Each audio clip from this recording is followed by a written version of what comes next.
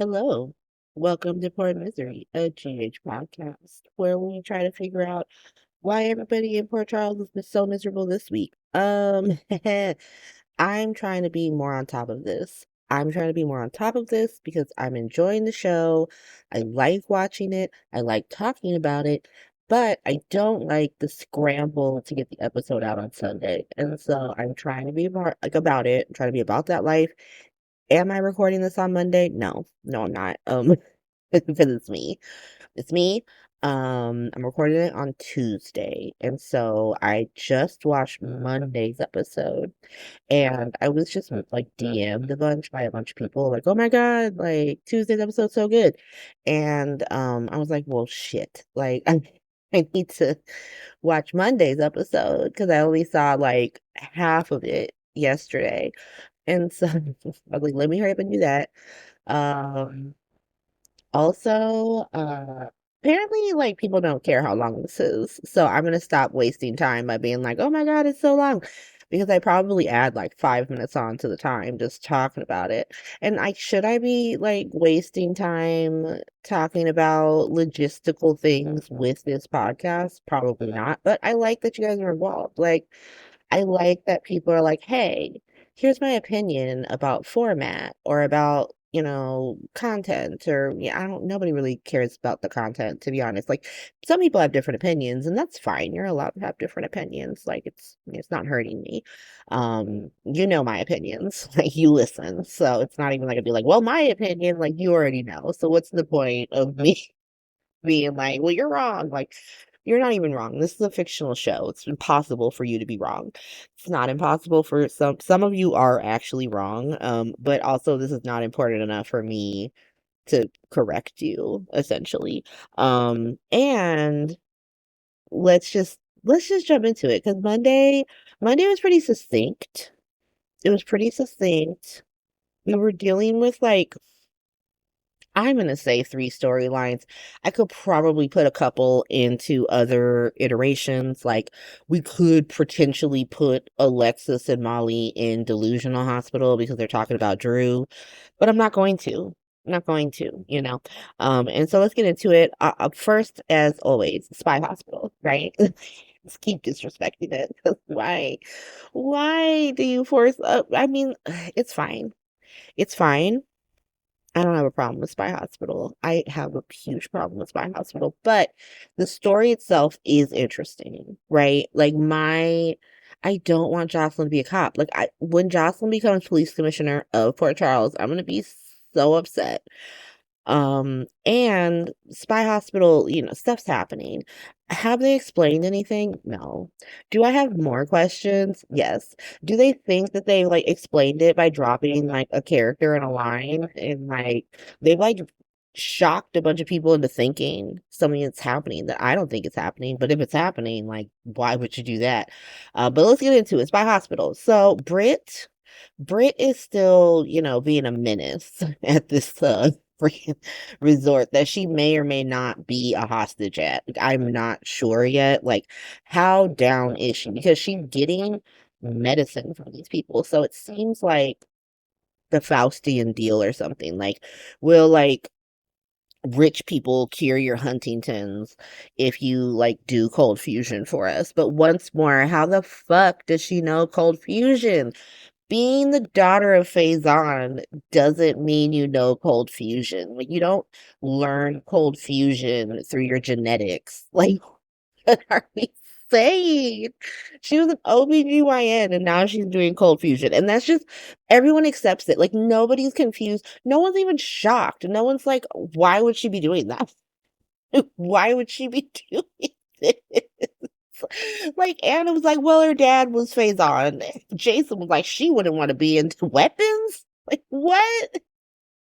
But fine, Brit's doing cold fusion in order to get rich people cured for Huntington's. Like it's a little stave off the worst effects, so she could still be a character on this show. We're gonna go with it. Let's go with it. But Brit's being a menace, and the nondescript European manager is like had enough and he's like putting hands on her. He's like, bitch, get back to work. All of a sudden, here comes Joss and Dollar Tree Dex. Hey, Hello.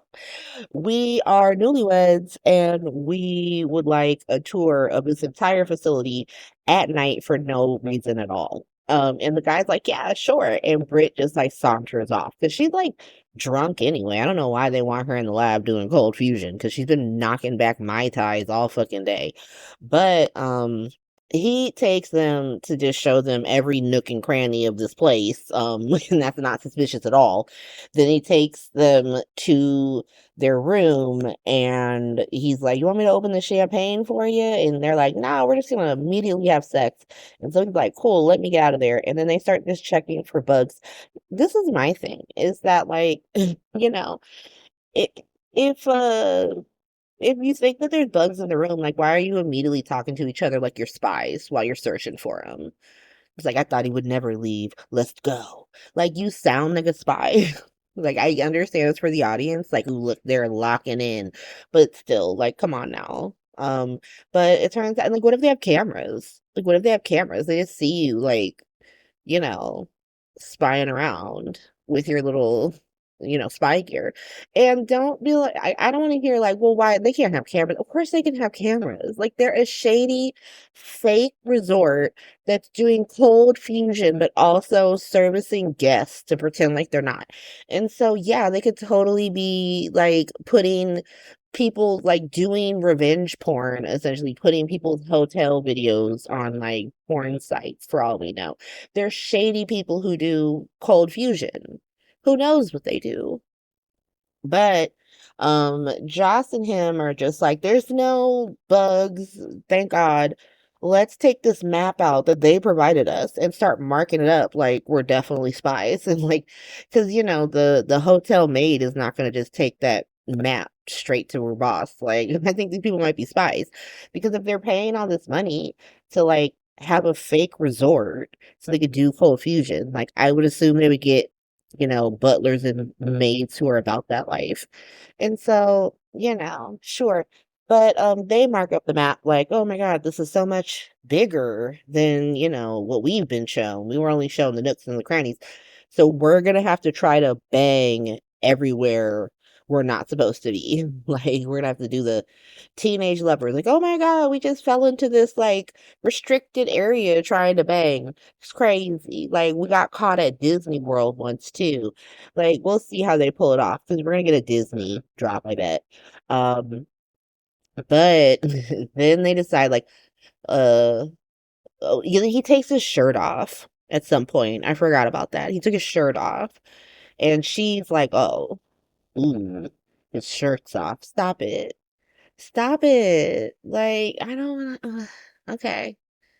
We just gotta let it happen. I don't know why I'm fighting it. I don't know. I know where this goes. I know exactly where this goes. I don't know why I'm like out here like, no, Jocelyn, don't. Like, you don't want this man.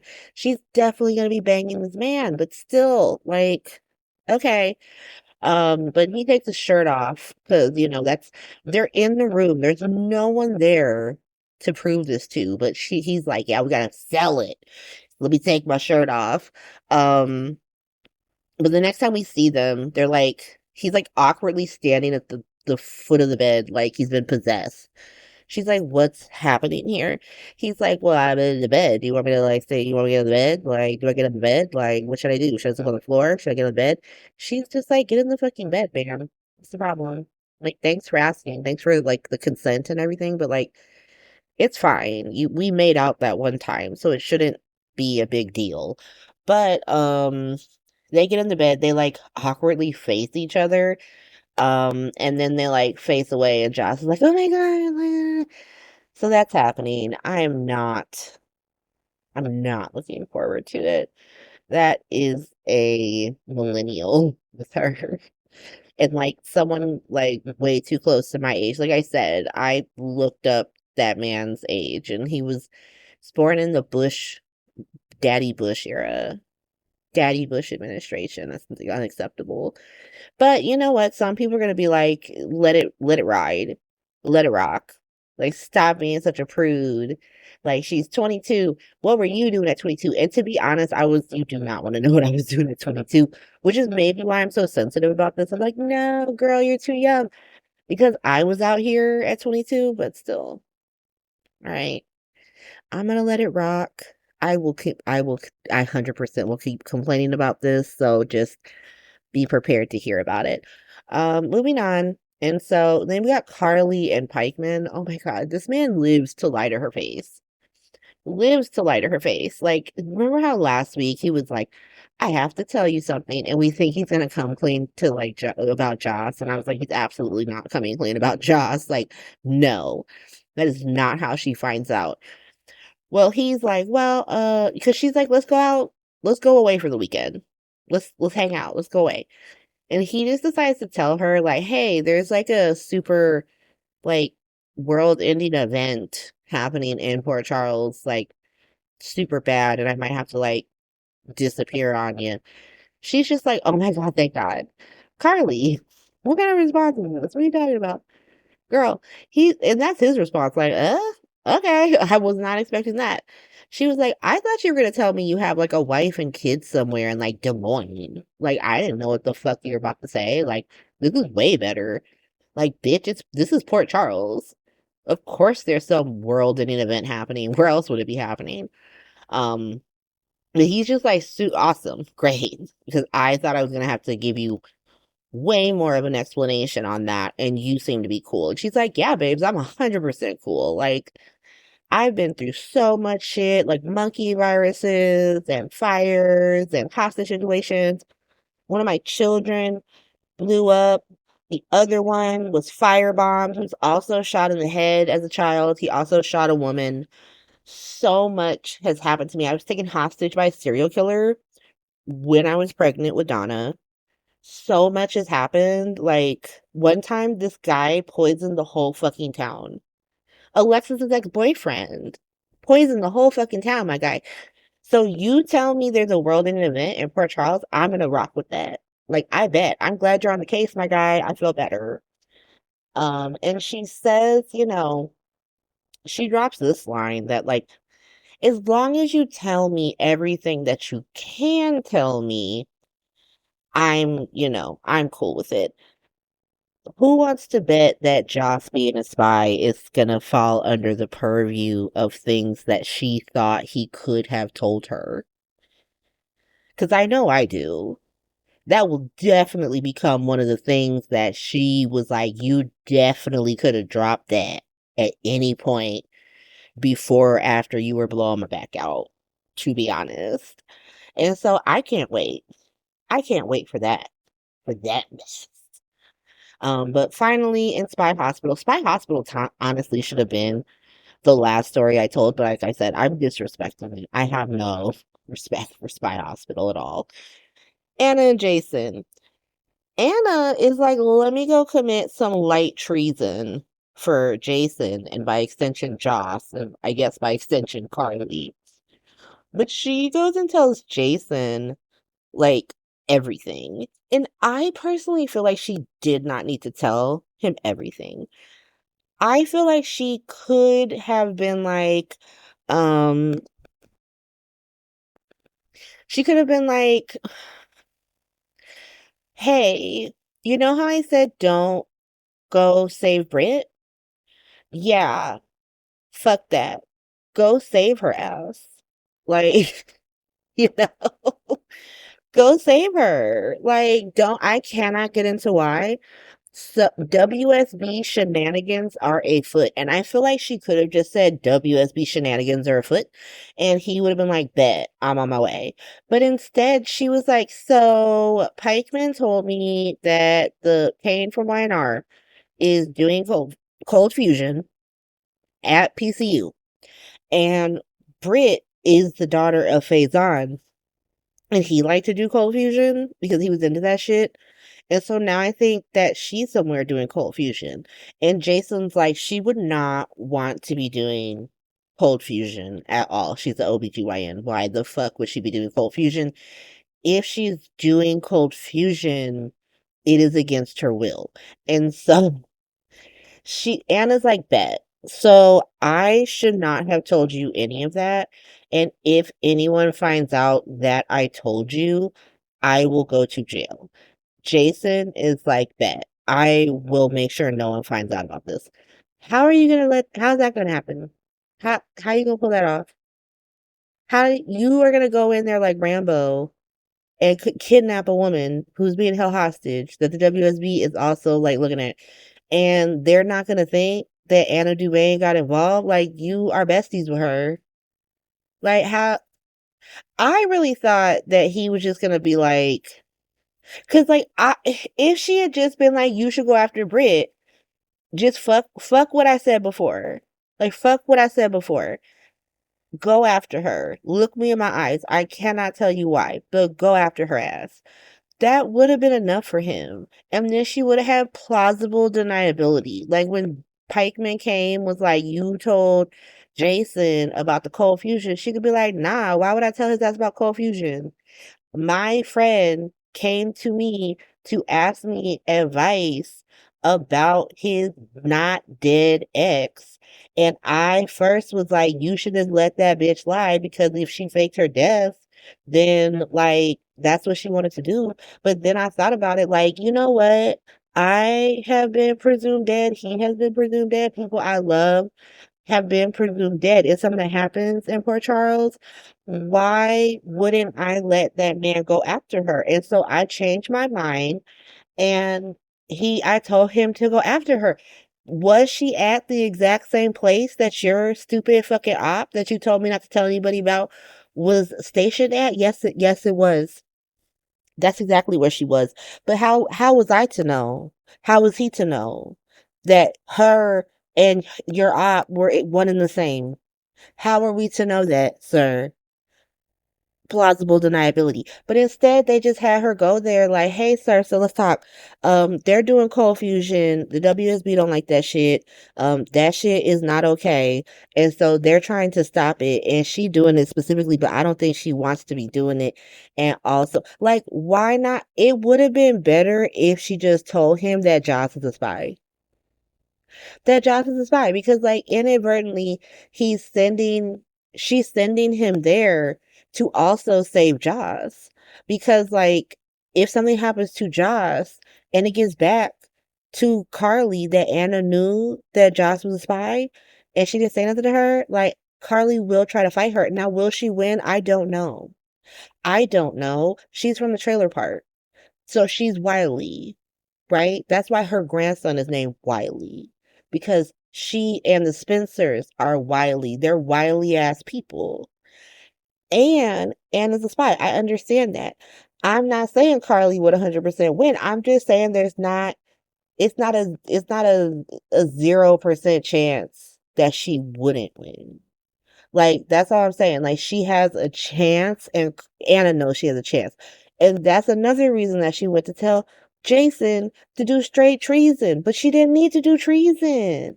Because Jason trusts Anna, and he would have just been like, if you say so, then I'm gonna rock with you. I trust you. And so, whatever. That's fine. That's my hospital, though. It literally ends because I don't even think I brought this up. Britt is with like a nondescript European manager, and she's like, "Where's my medication? I need that to live." And he's like, "It's in the lab, bitch. You took all day off drinking my ties, so get to work."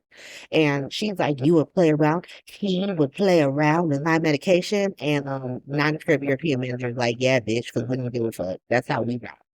And then Jason calls like, "This is John Moore. Get me a room." Why is he always using the same initials as his actual name? Like, anytime I heard a man with the name like initials JM, I would assume it was Jason at this point. It's crazy. But that is Spy Hospital. And it has people like the person like being so cruel like this, it's got people thinking that it's Peter August. I don't think that is Peter August. To be honest, I did not get Peter August. Other people got Peter August. I did not get Peter August. I would prefer to see Faison. I understand that Kevin got Faison's brain in a jar. What if he doesn't? What if he doesn't? That's all I'm saying. This Port Charles, this General Hospital. There's a good chance that that's not Faison's brain in that jar. And so I would prefer Andrew Toad back. I don't want to see Peter August, but people are nervous that it's Peter August. Facts. And so let's move away from it. Let's move away from Spy Hospital. I'm done spying. I'm done with espionage for right now.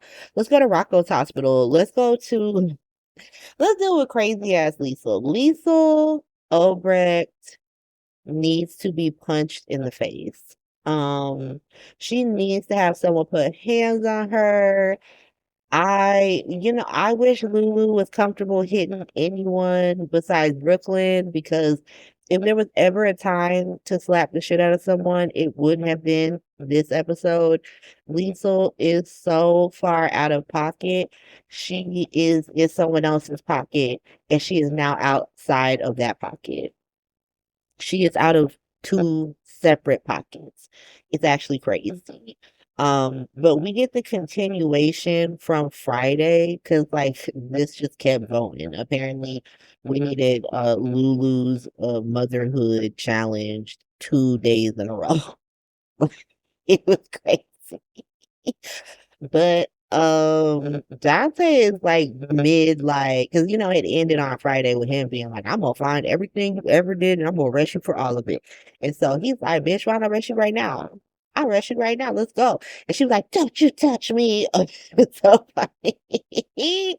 Dante really wanted to punch her in the face. He was aware that she needed to be punched in the face, and no one was doing it. And he could see he was so disappointed. And Laura could see that he wanted to punch her in the face. Now, Dante was raised right.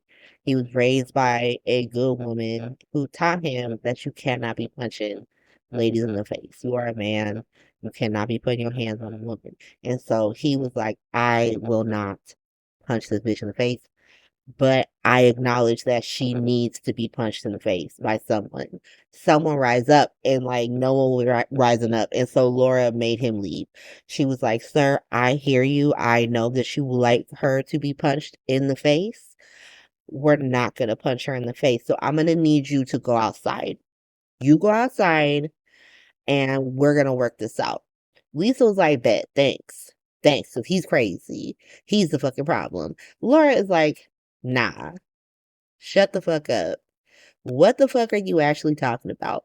And she proceeds to like launch into how, because Lulu was in like, she made one itsy bitsy point that I don't even know how she know about this. Like, so are you keeping tabs on this kid? Like, she's such a stalker. But she made one itsy bitsy point when she was like, you chose to leave Rocco to go after Charlotte. I don't know the correct protocol when your child is on the run with her terrorist father. I don't know the correct protocol. You know who would know? Liesel, because she willingly had two children with a terrorist, and she did have her daughter on the run with a fucking terrorist, and she thinks that that's okay behavior. But for the rest of humanity, you don't leave your child with a fucking terrorist. And like, I don't like Lulu, and I did say things like, maybe you should look for your daughter who is, you know, being, raised by terrorists on the run rather than being Brooklyn's business. I did say stuff like that and I meant it. Still mean it. And what is the protocol when your daughter is on the road with terrorists? Because, like, that is not okay behavior. It is not okay for your child to be on the run with her terrorist father. I don't care how much he loves her. I don't care how well he plays piano. I don't care how fluent he is in French. It is not okay. It is not okay behavior. And so it's hard for me to be like, yeah, Lisa ate with that. Like, she's not wrong, because I have said things like, go find your daughter, but also like, you're abandoning your son. I brought some shit like that up. But I don't, Lisa, you literally gave your son away to your sister because you were out here having babies with terrorists. You gave one to the terrorist, which is already fucked up. The other one, you were like, well, I guess I'll just give this one away. So I don't understand why you sit here judging anybody, to be honest. Like, you only started being cool with your kids right before their supposed deaths. But yeah. You showed that bitch. And then she said something crazy. She's the craziest shit I've ever heard in my life. She says that like because Lulu was in a coma, she don't have some like relationship with Rocco. Listen, even if you feel that way, keep it to yourself. I don't want to hear about it. Cause like, what do you mean? How is that her fault? I'm sick of people bringing up this whole coma like it was her fault. That's Julia Jerome's fault. She didn't ask to be in no coma. She wasn't like, "Ooh, you know what? I've had too much with, being awake. Let me be in a coma for 4 years." Nobody asked for that. Like, this shit happened. Like, and so finally Laura started popping off on her.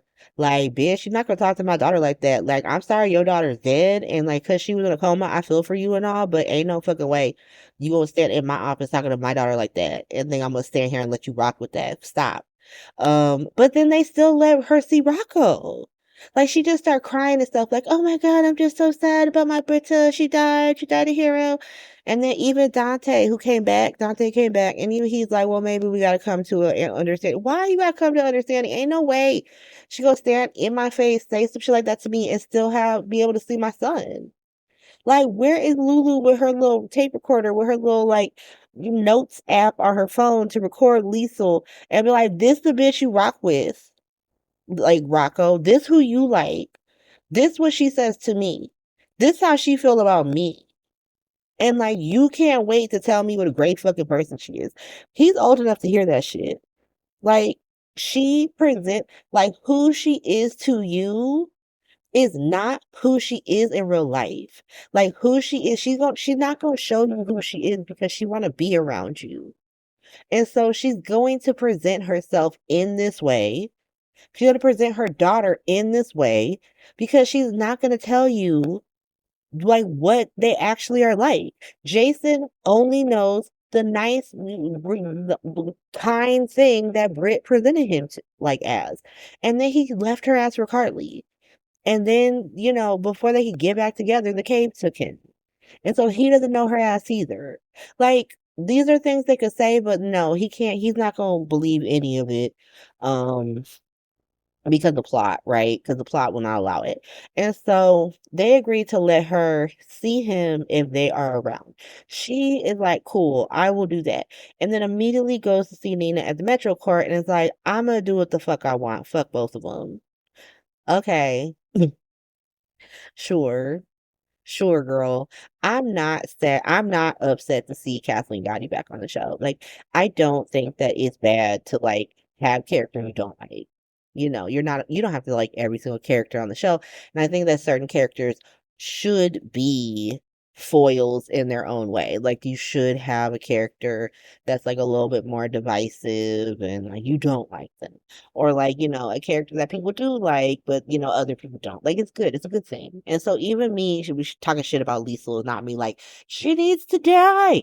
I'm saving my death request for very specific characters. And we'll talk about that when I do Tuesday's episode.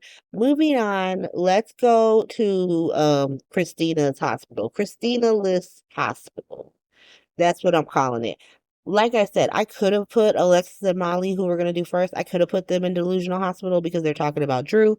But no, I'd rather call this Christina's List Hospital because it's mostly about Christina's hospital. Like, they're in Christina's hospital. They're just talking about Delusional Hospital. Like I said last time, sometimes, like, people in one iteration of GH are talking about a different iteration of GH. Like Alexis and Molly are not really in Delusional Hospital, but they are forced to deal with it because Scout is a prisoner and hostage of it, and it's super sad.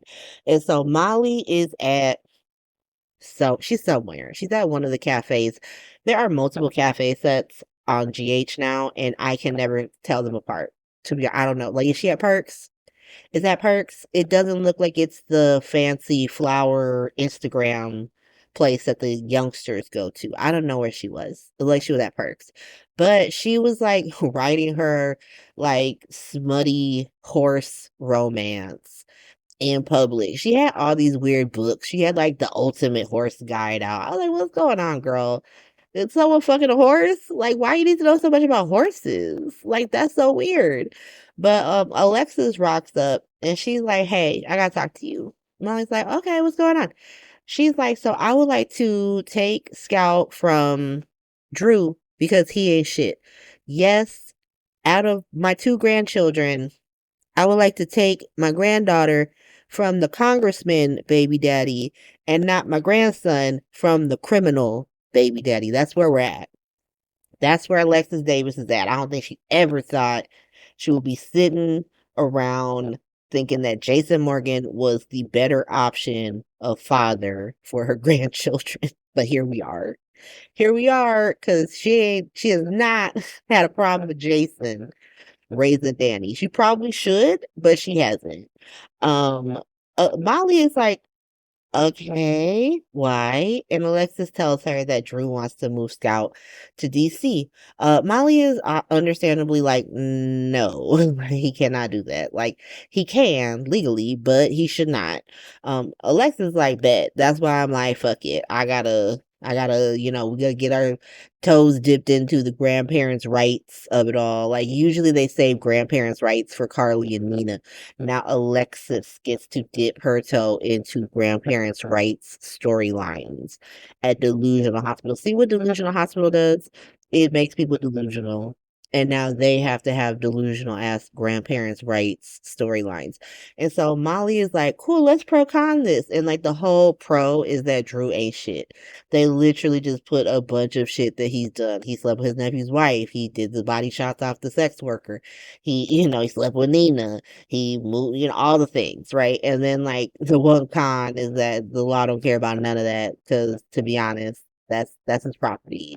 And they were right. The law does view children the way they view property. Like, and so that's his property. Alexis can't just take Scout, unfortunately. But I have a feeling that they're gonna make it so he can't. Like I said, I've seen clips from today's episode, and so I understand what they're setting up with because Scout's old enough to testify. She's old enough to be like, I don't want to live with this man. He ain't shit. And so we'll see where this goes with Alexis enters delusional hospital. But like I said, it's funnier to call it Christina-less hospital. Moving on, more back to like um, Christina, yeah, Christina, like paying Cody of it all. It's Ava and Nina. Ava pretty much tells Nina that she, broke up with Cody, not Cody. She broke up with Rick, or she hasn't. She's trying to break up. What she phrased it in a really weird way. She was like, I I am done with Rick, but he does not know it yet. And now I'm dating Cody. Which is like, Nina was like, okay, like, if that's what you want to do, girl, but please watch out for yourself because last time I was out here, just doing it for myself, it was with Drew, and now look at me. And Ava's like, what harm could happen being with Cody? Like, this is just for fun. I am actually tired of watching Ava Jerome get cucked by men in this town. Like, are you serious? Because, like, first you had to watch Rick, you know, give goo goo eyes to Elizabeth, which she brought up. And then now we gotta watch, like, Cody, like, fawn over Molly, like, being with Ava, but he really wants to be with Molly. Like, stop doing this to her. And it really seems like that's what they're doing because we also see Cody and Tracy. Now, this was the funniest part of the episode. This is why this story ended up being the top one because y'all know I hate making Christina's Hospital the top story, but it was Christina List Hospital, so I figured, what the hell? But Cody tells Tracy that he is getting paid to have sex with Ava. And she is so funny because she straight pulls a best man holiday. She is, and if you don't know the reference, it's like, do you need some money? Like, what is going on, sir? And he just starts like, no, I'm such a bad person and no one loves me. I'm terrible. And Tracy's like, nah, you a good person. People like you.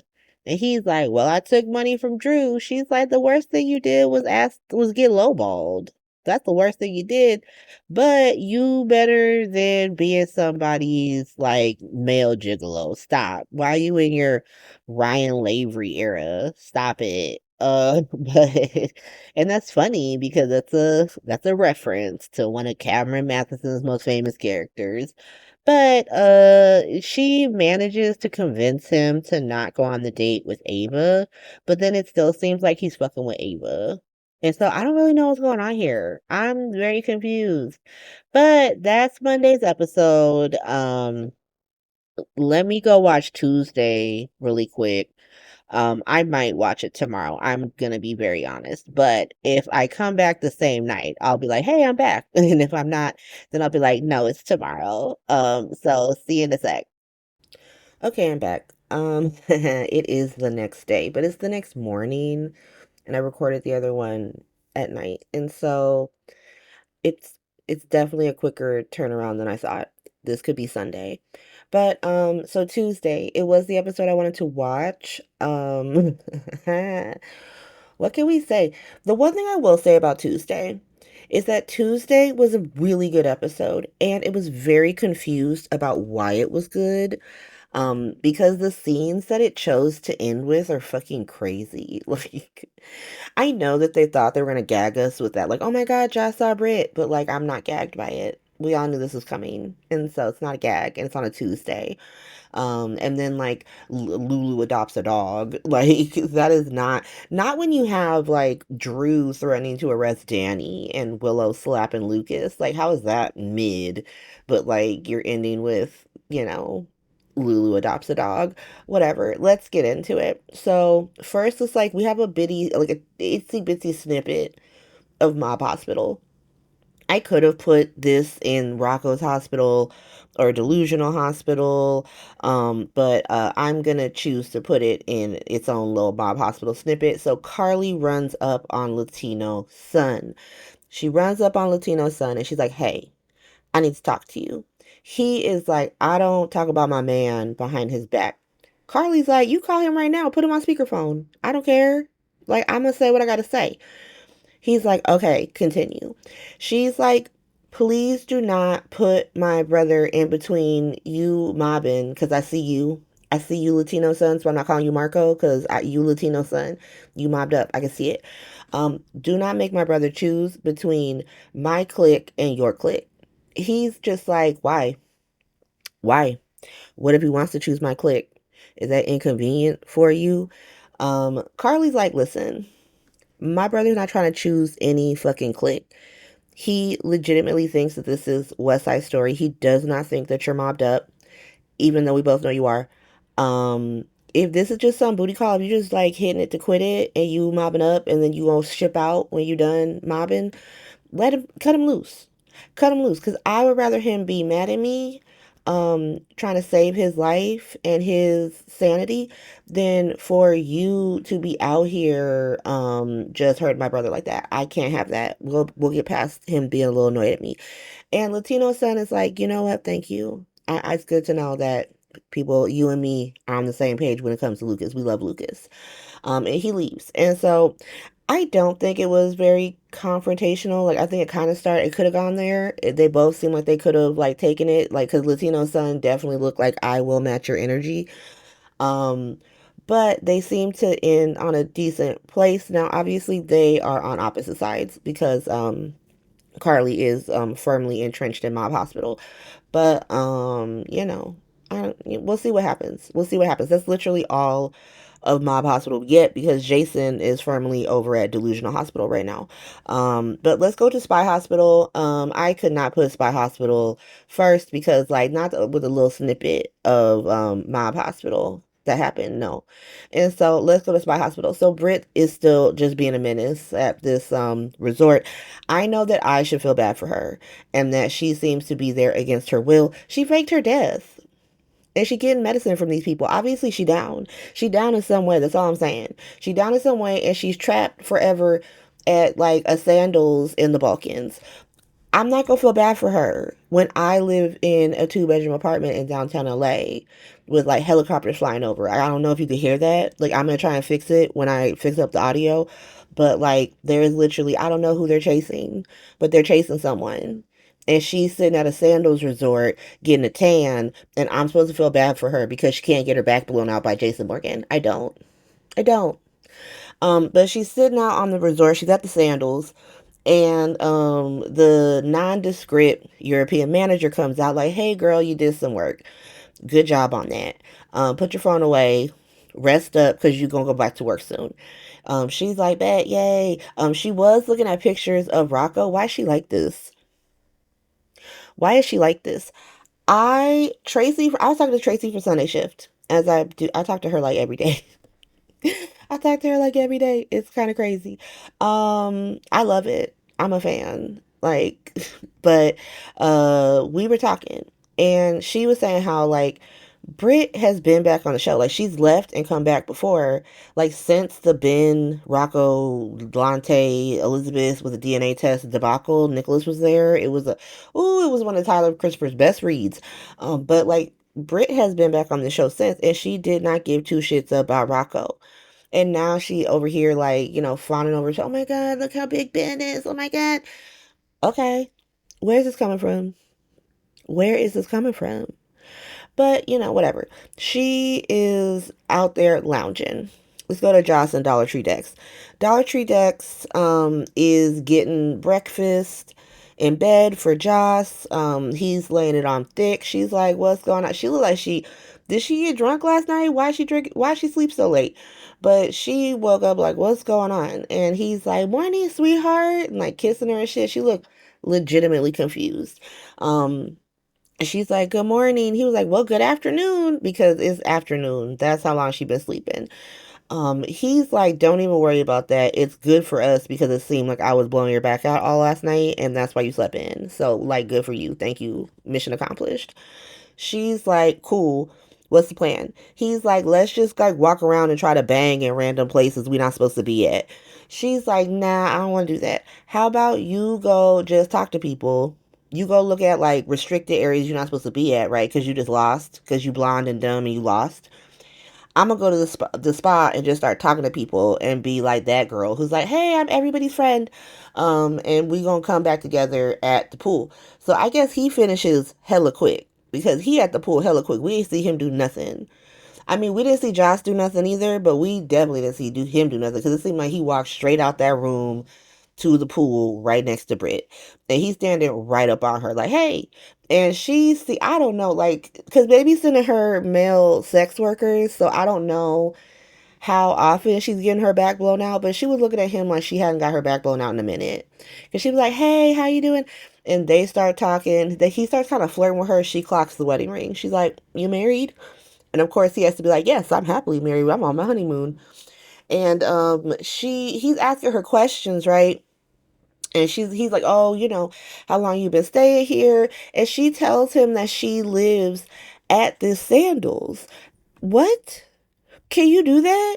Like, can you imagine if you were at Sandals somewhere in the Balkans and someone told you they live at this Sandals resort? What is going on? Y'all let me know. I am not rich. I am not a rich person. And so I don't know if that is a thing that people could do. Can you just live at a Sandals resort? Can you just rent out a place? Like, I guess if you just tell them you want to stay here indefinitely, you could just, but would they give you like a reduced rate because you just constantly giving them business, or would you just be paying the regular rate to live at this Sandals resort in the Balkans? That's so crazy to me.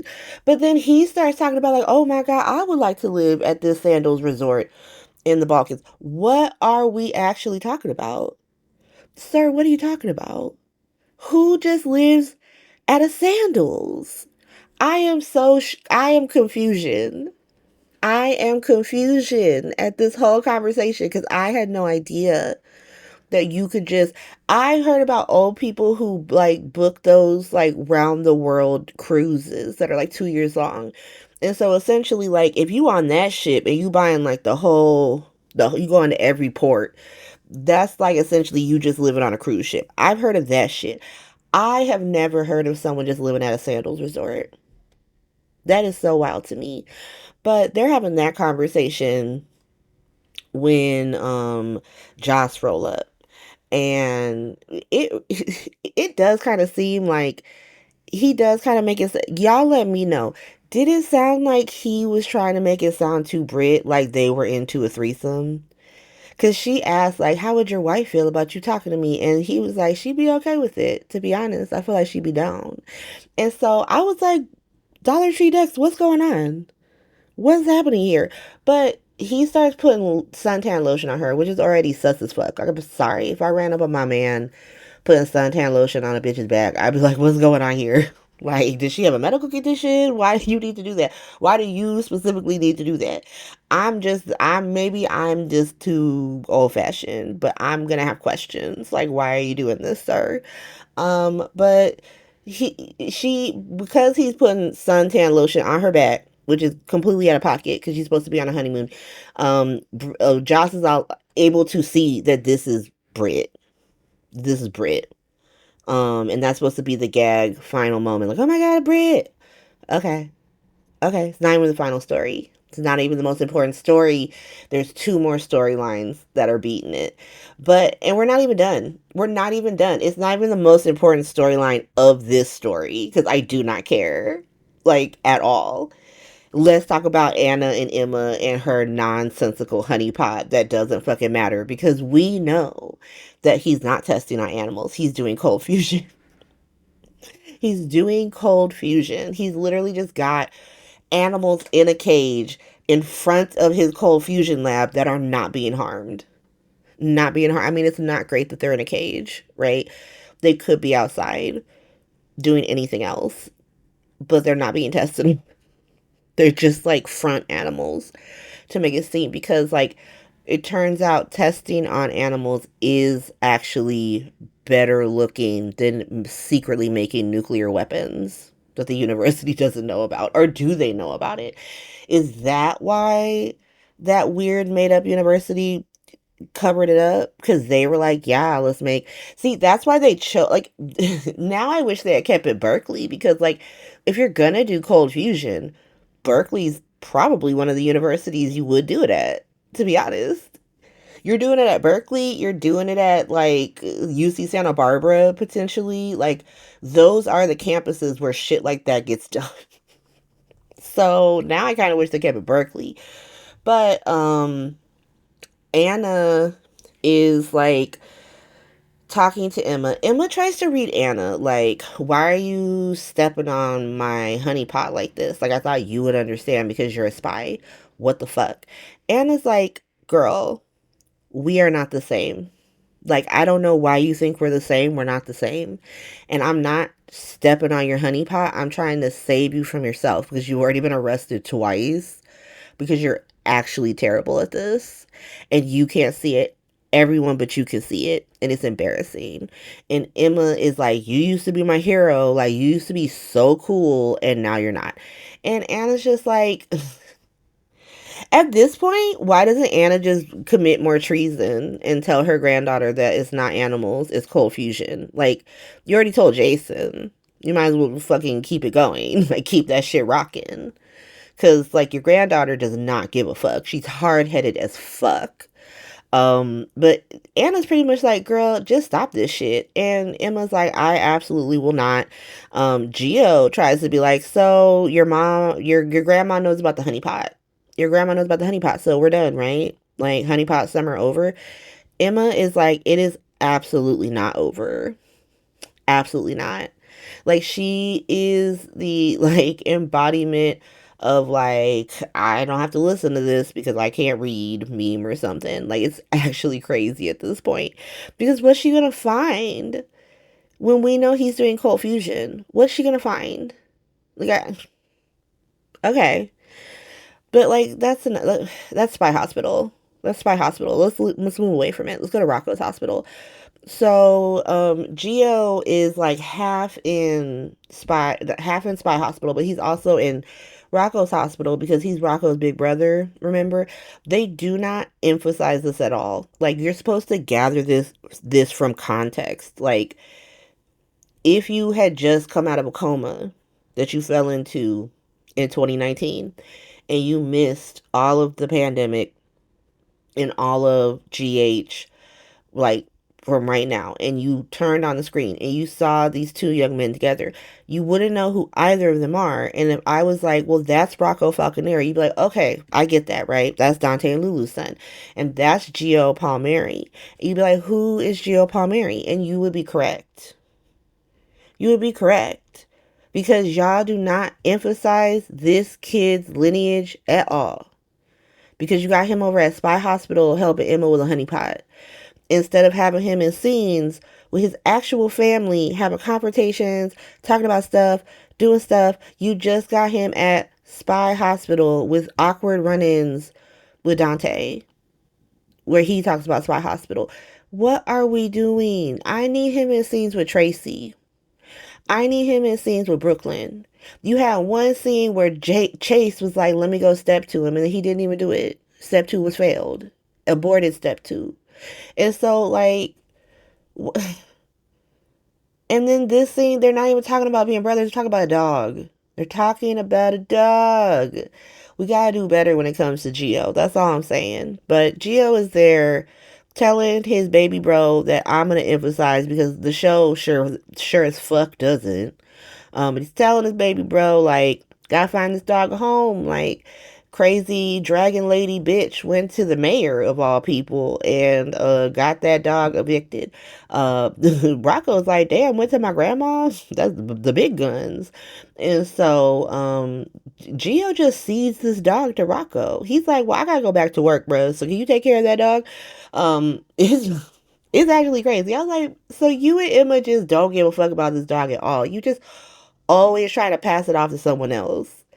Anna, Rocco, anybody. You might as well just like, you just as bad as the people who just let it out in the world to be free and shit. Cause what you doing? But he's talking to Rocco. Lisa runs up because she can't help herself. She said yesterday that she was gonna be like, I'm gonna do what the fuck I want. That's what I'm doing. Fuck Dante and Lulu. Fuck what they want. And so she runs up and starts hanging out with Rocco. Rocco is so gullible. Like, Lisa is a menace, but her shit only works because Rocco is so gullible. It's so annoying. Stop. Stop it. But she's like, oh my god, this dog reminds me of my dog from Germany, Otto. And like, freaking Rocco was like, did Brit like dogs? Bruh, please stop. Please stop. What do you mean? How does her liking dogs help you like self-actualize? This doesn't even make sense. But Lulu walks in while they're having this like conversation about dogs and Brit. And she immediately runs to Carly and she's like, hey girl, I need you to evict Liesl from this hotel because like she not abiding by the rules that we literally set 12 hours ago. Like, set them 12 hours ago. She said, I don't give a fuck about that.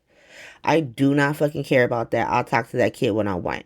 And so I need you to evict her. Carly's like, why? What's going on? Lulu's like, she's talking to my son with a dog. Carly's like, huh? What? Is she attacking him with a dog? Lulu's like, no, the dog is just sitting there. They're talking. Carly's like, okay, you understand how crazy you sound, right? Because like, what the fuck? And Lulu, like me, because like I said, this is the only time where I'm kind of standing behind Lulu. Lulu is essentially like, you kick that bitch out. You can find any reason to kick her out. And if she was anyone else, you would.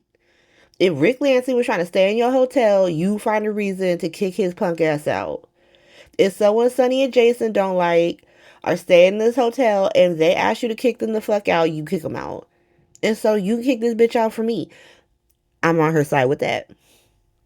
I'm on her side with that. That's solid fucking logic. Is she right?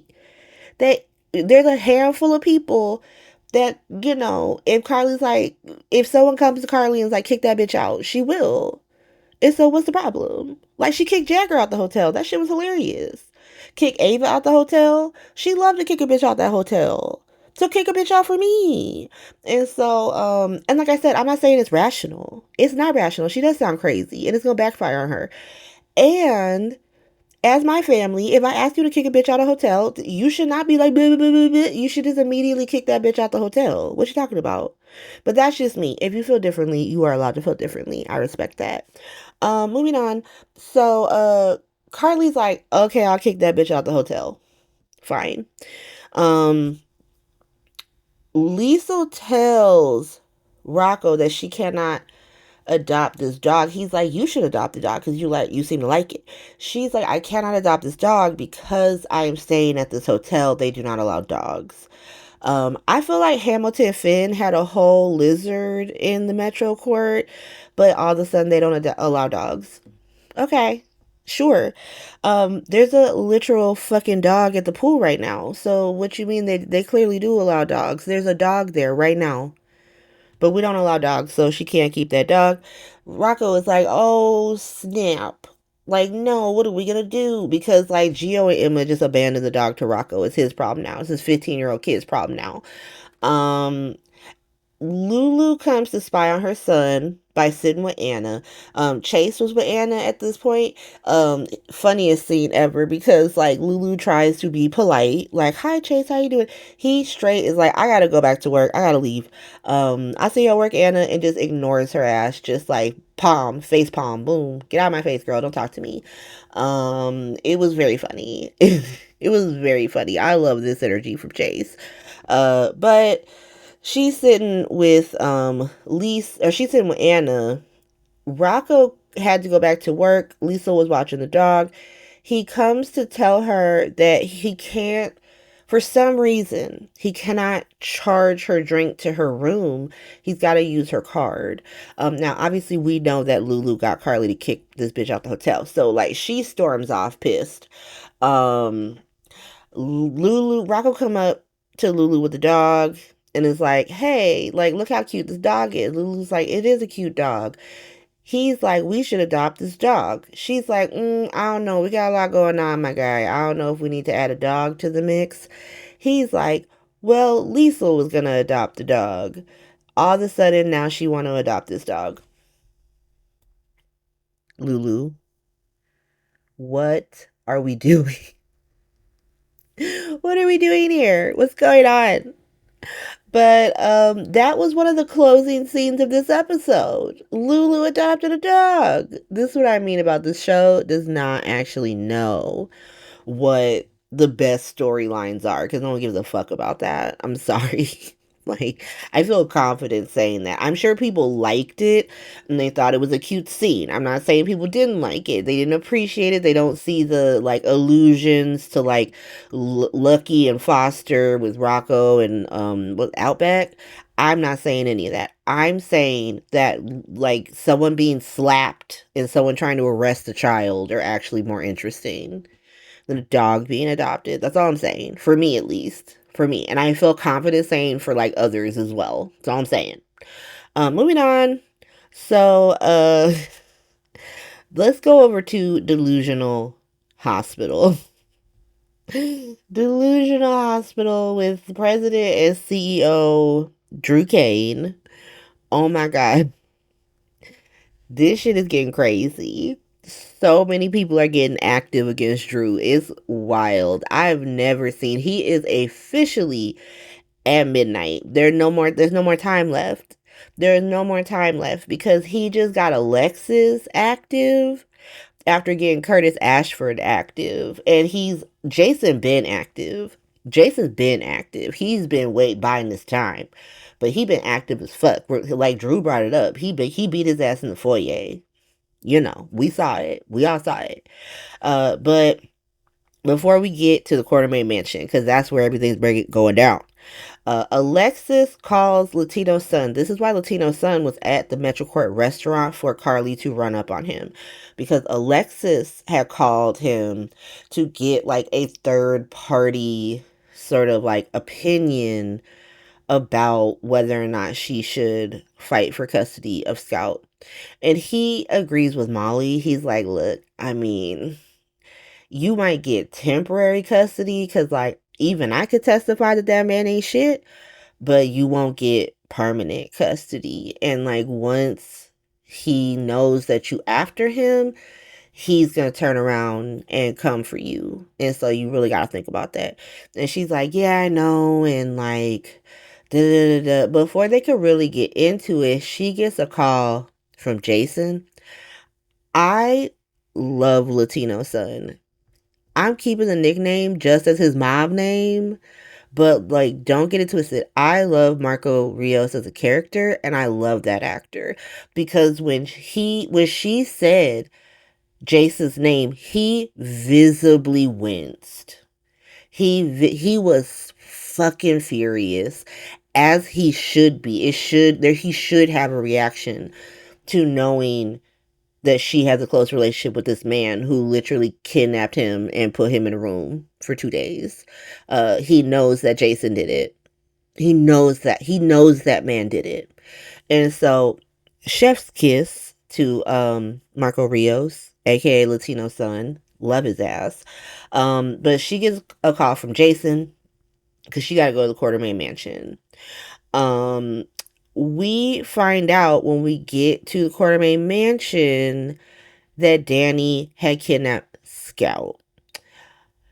Jason, it's such a cute yet sad scene because we finally get like some background on how Scout's doing and how she is not doing well. Like, she has not been doing well since her mom has died, and she has not been doing well with all her dad's bullshit and the fact that his vendetta against the Quartermains has essentially turned into a vendetta against like every single member of her family except for like Alexis and her daughters.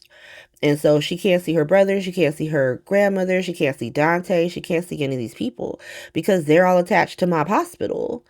It's like the Q's aren't, but like Dante's attached to Mob Hospital, and so like he's out. Drew doesn't even recognize Dante's relationship or his son's relationship with Scout. It's crazy. It's crazy. But Jason, Danny comes to see Jason. He's like, hey, can I talk to you? Jason's like, yeah, what's up, son? He's like, yeah, so I gotta show you something.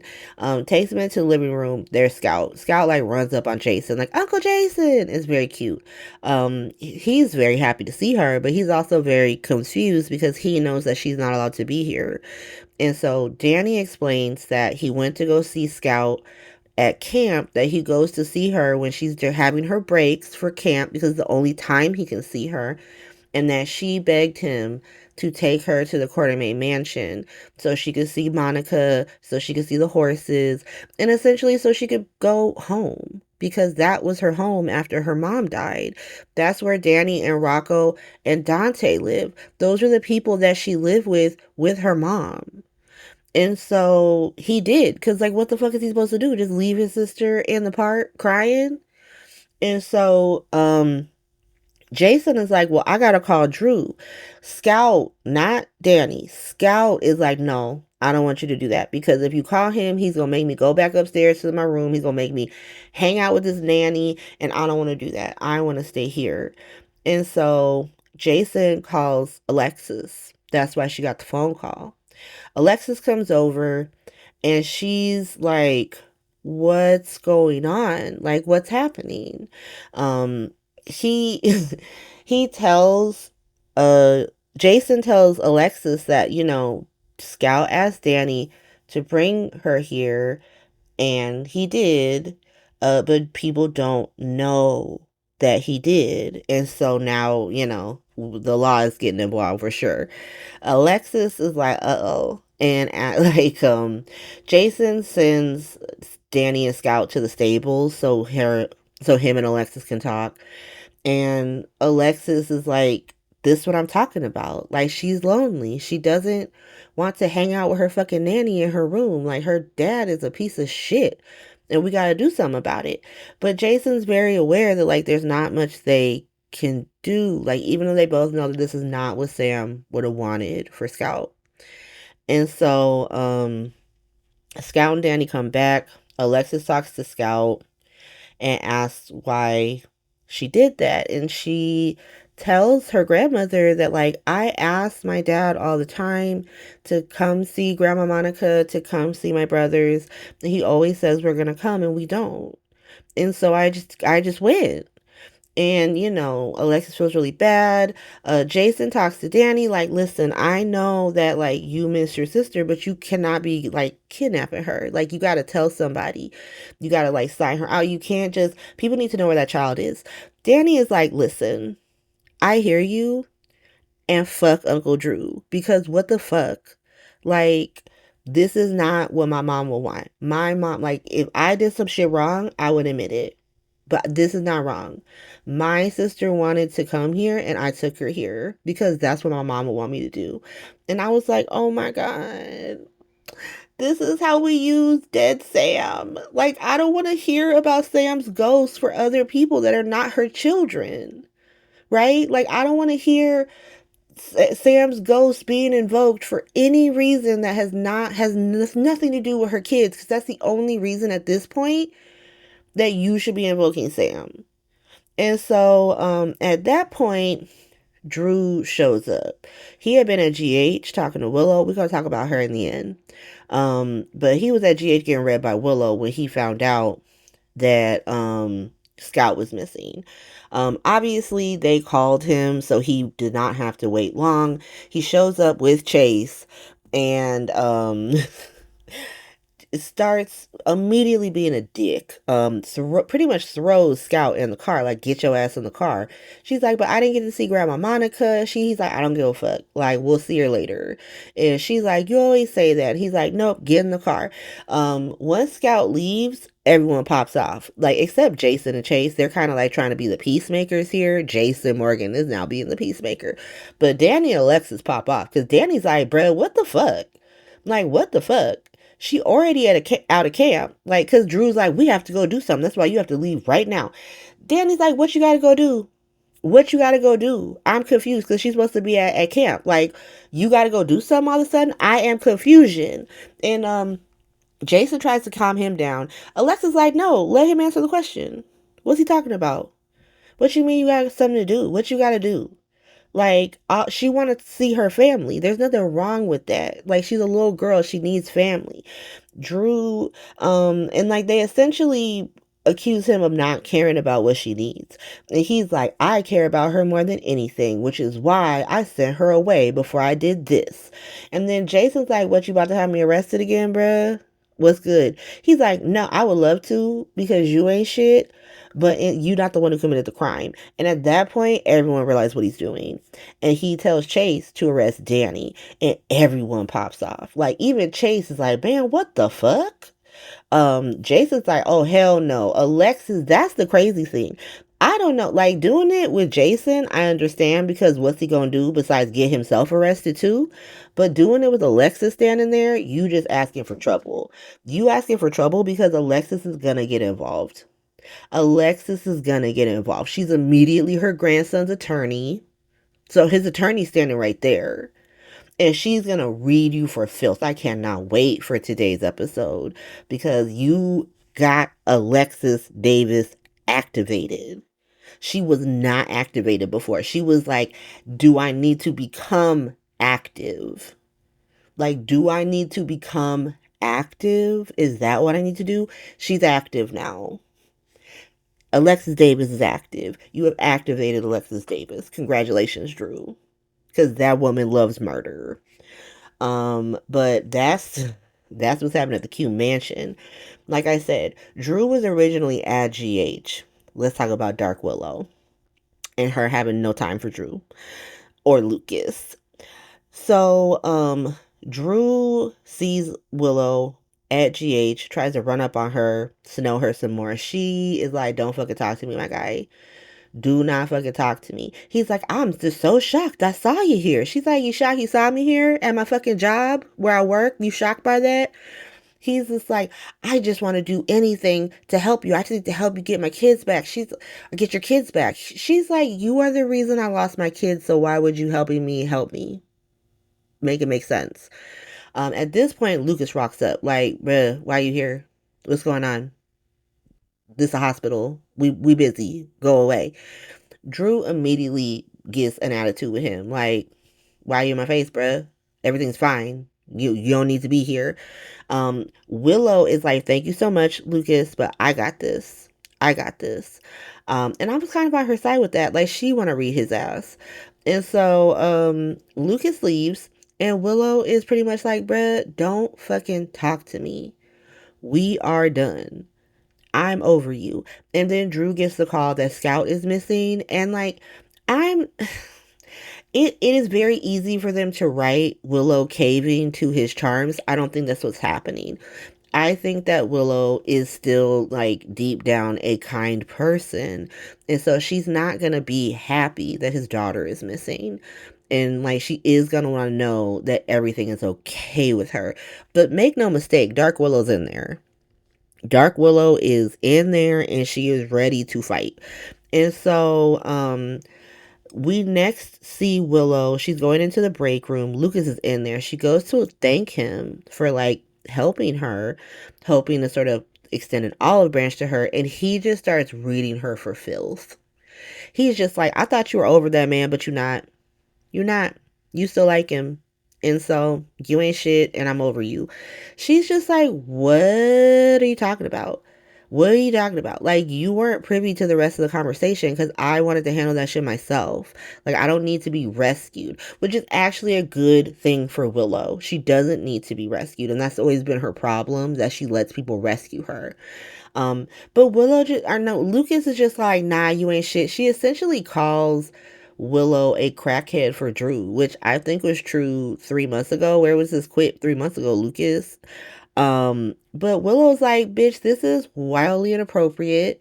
None of your fucking business. And I don't have to explain myself to you. And he's, obviously Lucas is very sensitive because of the Wiley situation. And he's like, nah, because that's my fucking family. And so it is my fucking business. And she's like, so what, you about to go run back to Carly and Michael, report your findings? Is that what's happening? You just work for them now? And they're going back and forth. And Lucas essentially tells her that, like, here's what's good.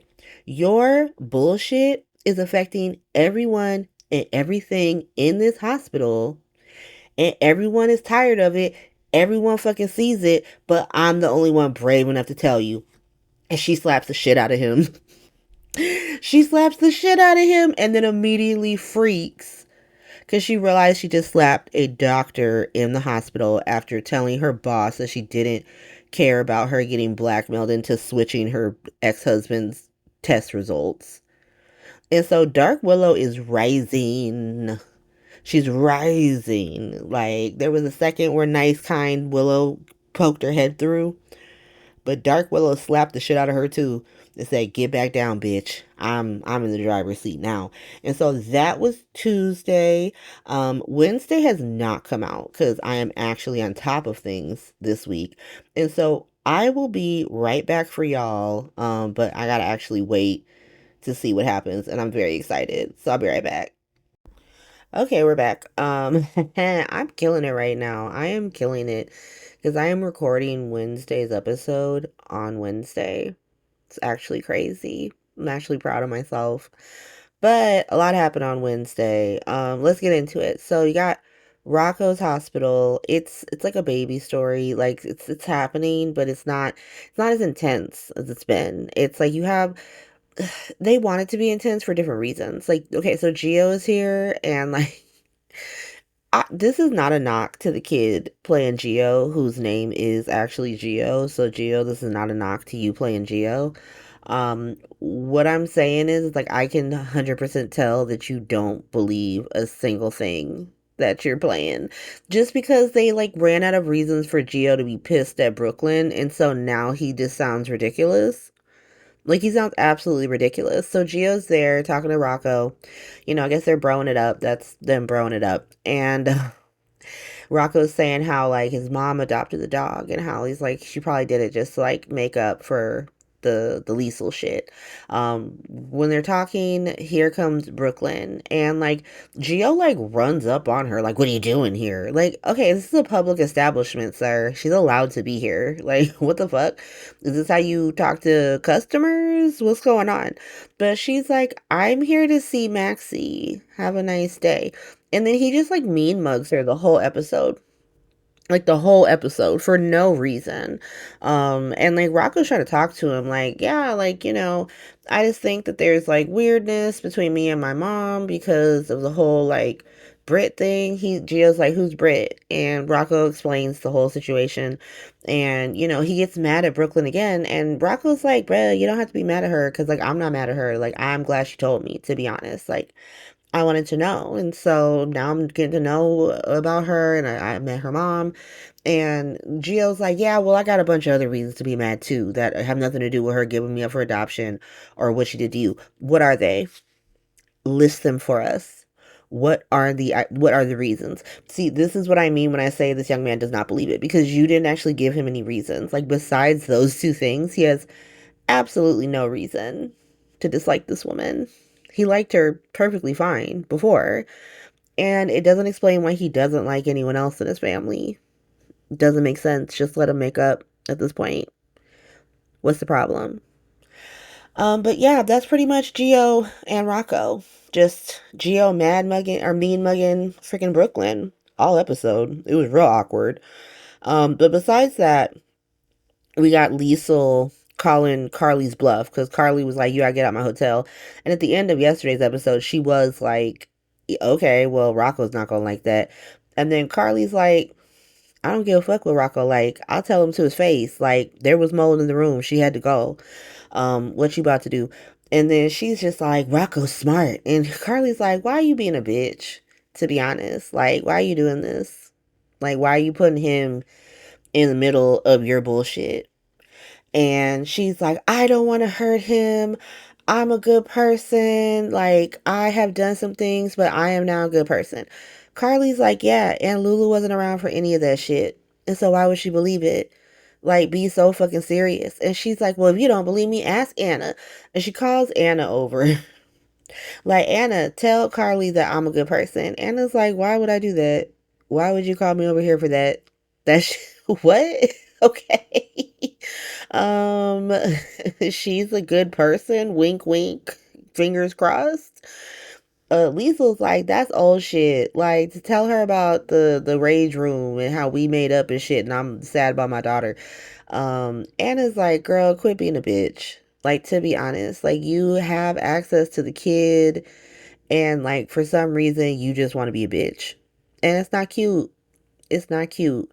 And Liesel's like, "Fine, I'll go stay at the off-screen hotel, but I want the penthouse." Carly's like, "Whatever. Okay. As long as you at my hotel, I don't give a fuck." And so she leaves to go, flirt with Pikeman. And she goes to Spy Hospital because that's where Anna was. Anna got pulled into Rocco's hospital from Spy Hospital. Carly exited Rocco's hospital to go to Spy Hospital. And so now Anna's just trapped with Liesel in Rocco's hospital. And Liesel is like, "So, what's up with you and Pikeman? What's going on there? That seemed real heated." Anna's like, "Yeah, I'm just like messing with his ass because we beefing." Liesel is like, "That's your type, right? You like people that you beef with. You like that shit." And so now essentially like she starts insinuating that Anna might have a thing for Pikeman. Is that where they're going? Is that where we're going? Because obviously when Carly find out that Pikeman made her daughter a spy, she gonna dump his ass. So he gonna need somebody. And so is it Anna? Is she the next person who gonna have to get her back blown out by Pikeman? I don't know. But you know what? Since we're talking about Anna and Pikeman, let's go over to Spy Hospital. Spy Hospital. So Anna, like I said, she was originally at Spy Hospital demanding answers from Pikeman. She was like, "Tell me about Joss. How's Joss doing? Is she okay?" Pikeman's like, "I don't know. They haven't checked in." Anna's like, "That's weird. Tell me more." He's like, "I don't have to tell you shit because you are the police commissioner, and why would I tell you anything? This classified." Anna's like, "You gonna tell me everything that I want to know, or I'm gonna go tell your girlfriend that you turned her daughter into a spy. How about that? What's good?" Pikeman, he totally forgot that he threatened to throw her ass in jail. He just like, "Okay, let me tell you what I know." And he doesn't know anything because they legit have not called. He's like, "Look, they didn't call. I'm sure it's fine." She's like, "You don't know that. You don't know that. You don't know anything." Like, it's just, then she get called over to Rocco's hospital. And so Pikeman is by himself. He gets a table. Here comes that the European hoe. that French hoe. I'm gonna call her French hoe. So French hoe comes back. Apparently she was in Peru, and she straight comes from Peru, from the airport to the Metro Court to read Pikeman for Phil for sending Joss to Croatia, to the Sandals Resort in Croatia. I'm like, is she okay? Let me get into it and then I'll say. So, Pikeman is pretty much like, shut up, bitch. Don't tell me what to do. Don't tell me how to run my ops. She's like, well, she is green and she don't know what she about. You need to get her out of there. But you know what? At the end of the day, you hard headed. You go do what you want. And so Carly comes like, hey, French hoe, how you doing? And she's like, whatever, bye. She leaves. Carly is like, that French hoe don't like me. And I don't know why I never did anything to her. Pikeman is like, ignore her. She's French. That's how they be. They be like that.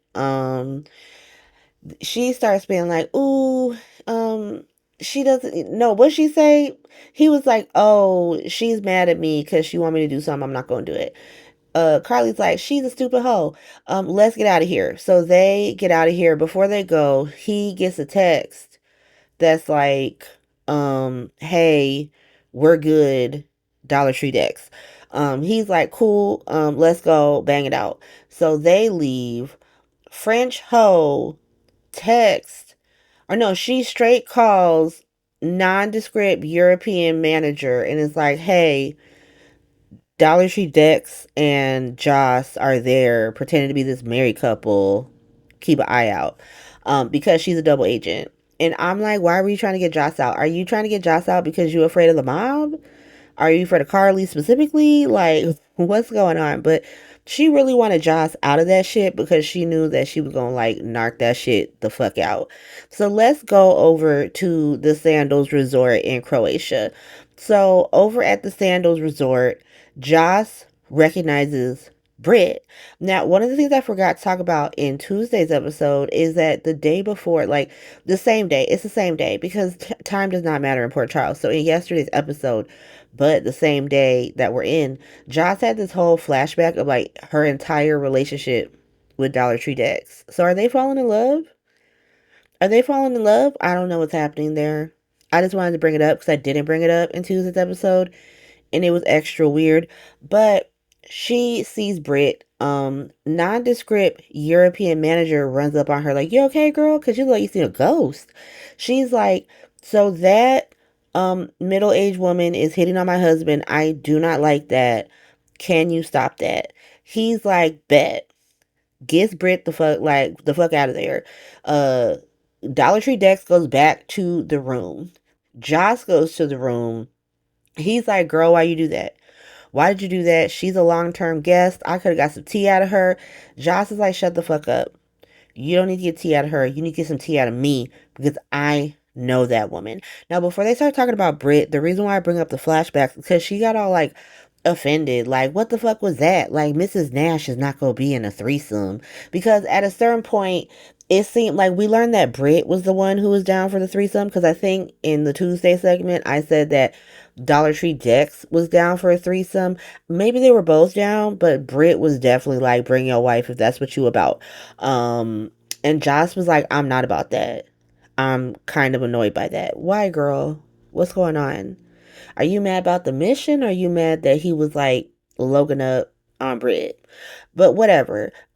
She's like, that woman's supposed to be dead. She saved me from a serial killer once. He was like, girl, what? She was like, yeah, we can't talk about it right now, but like she should be dead. What's going on? They look her up. They're like, oh, okay. This is the thing. So I have been saying since last week, why is Britt doing cold fusion?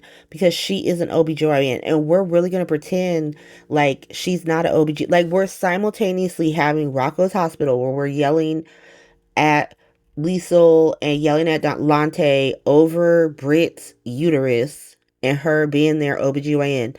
And now we're talking about her doing cold fusion. And the explanation that they gave me was that she has a background in laboratory science. What are you talking about? What are you actually talking? Laboratory science? What lab? Which lab? Whose lab? Every type of science got a lab. You cannot, would you, you cannot put that on a resume. I have a background in laboratory science. I do science in a lab. Britt did science in a laboratory, and that's what makes her qualified to do cold fusion. Now, someone in my comments was like, she went to the School of Phazon. I hear that excuse. If they gave me that excuse, I would accept it.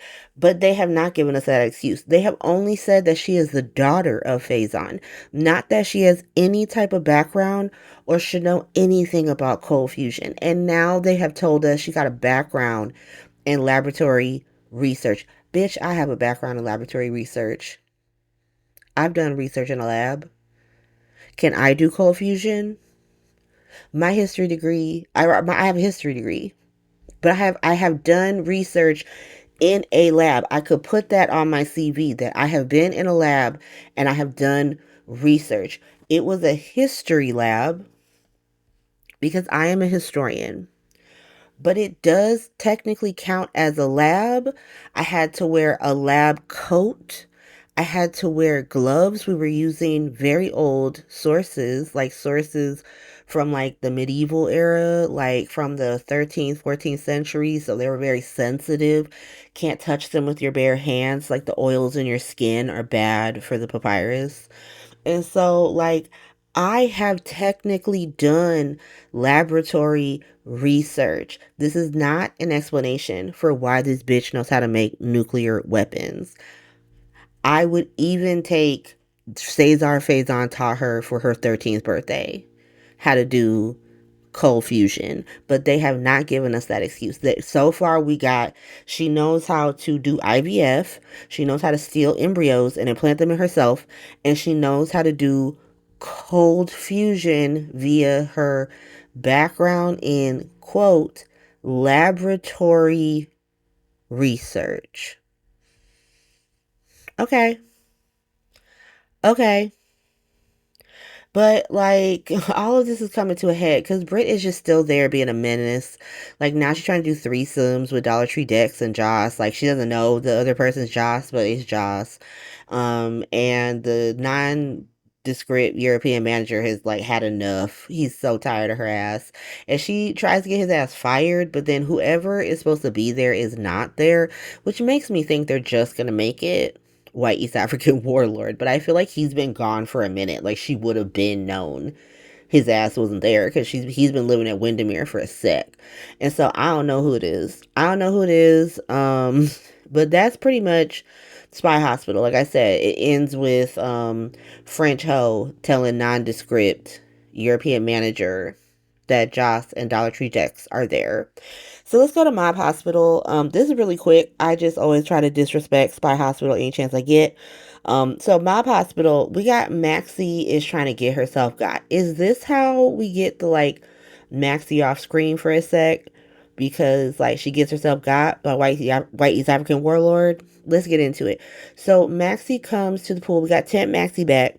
She comes to the pool with James, drops him off with Cody so they can just like horse around at the pool, runs into white East African warlord and pretty much immediately tells him that she's not okay with like not narking on Sunny, which is so funny that this is what it's come to. Maxie Jones wanting to snitch on Sunny. Like I just remember her like faking heart problems so she didn't have to testify against Sunny when she saw him and Michael after they like Michael killed Claudia. That's all I'm saying. Like she used to be about that life and now she's like, I'm poor and I have kids. Which is fine. I'm not saying these are not legitimate reasons. I'm just saying I remember a different time in Maxie Jones's life. But yeah, she pretty much tells him that she wants to turn on Sunny and he's not happy because he's in mob hospital right now and he wants to mob up. Like he knows that Sunny can still run the mob from prison. He wants to really loke up and destroy Sunny, especially because he locked his son in that closet for 2 days. He's just so unhappy about that. And so he's about to say something to her. Here comes BOQ trying to run away from her son, mean mugging her. He's like, okay, I'm gonna let y'all talk. So BOQ is like, ooh, Gio's mad at me. Don't like it. Maxie says some shit about, like, I think we should turn on Sunny because I am broke and I don't have a trust fund and I have kids and that's why we gotta turn on Sunny. Okay, girl, like, I'm sure Sunny give you some money. But, like I said, I get it. I get why she want to turn on Sunny. She's allowed to want to turn on Sunny. It's not going to be good for her. And it's not even Sunny that's going to be the problem. It's going to be white East African warlord, which is even more crazy. But they're talking about that. Over by white East African warlord, James and Cody like throw a football at his ass and like end up over there. And James just like drops that like Maxie's telling Mac about, like, he doesn't really say it, but he's like, oh, my mom wants to talk about my grandpa, wants to talk to my grandpa about something important. And so like obviously ipso facto is probably that like the dirty Sunny money. And so now I don't know, does, like I said, does white East African warlord disappear Maxie? And pretty much the last scenes is like Latino's son telling him that he got to use that tea against Sunny while it's hot because Dark Willow has come to play and she about to destroy all their plans. Let's get into it. Let's go to Delusional Hospital. So Dark Willow, it is so funny. I'm kind of obsessed with how they're shooting GH right now because like the storytelling is really good too, but like the shot, like the way that it's being filmed is really cool because like in Tuesday's episode, we see the slap pretty much from like a close up, like right at Willow slapping him. But on Wednesday's episode, instead of just repeating the scene, which is dumb, like we don't need a repeat of a scene, we need the scene from a different perspective. And they finally gave us that. So on today's episode, on Wednesday's episode, we see it that like from the door and we see that Latino's son was on his way to see Lucas. And so he saw Willow slap freaking Lucas. That's why he ran to his daddy to go snitch because he's like, oh shit, Willow's breaking down. Um, but he sees Lucas get slapped. He runs in like, baby, okay? What's going on here? Willow is just like looking at her hand like it's possessed. Like she's Devon Sawa in Idle Hands or something. Like she didn't just do that. She is so funny. I am obsessed with unhinged Dark Willow. But she run out. Uh Latino's son is like, you want to complain? You want to go to HR? You want to sue that bitch? Because, like, I'm a lawyer and I'm ready. And for his credit, good for you. Your first instinct should be to support your man. But once he realized that Lucas wasn't going to do that shit, he literally was like, cool, let me go run to my daddy and snitch. That's probably going to backfire on his ass. But, I like that his instinct was to help his man before he snitched. And so it's so funny. I both support this relationship and I'm like, Lucas, when Latino's son betrays you, you can move back to the mob compound. Moving on.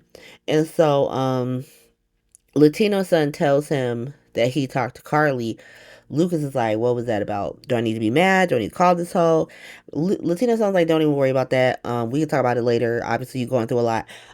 Let me go snitch to my daddy really quick. And so he runs back to Mob Hospital. Let's go find Willow. Willow runs into the stairwell. Liz, her permanent guardian. Like, Liz raised 3 boys by herself, got them all out the house, living their lives, traveling the world, having girlfriends and stuff, and just so she can raise a freaking like 31-year-old adult with 2 mothers. Who would have thought? Who would have thought? And so Willow runs to the stairwell. Liz follows her like, girl, what's going on? What's happening?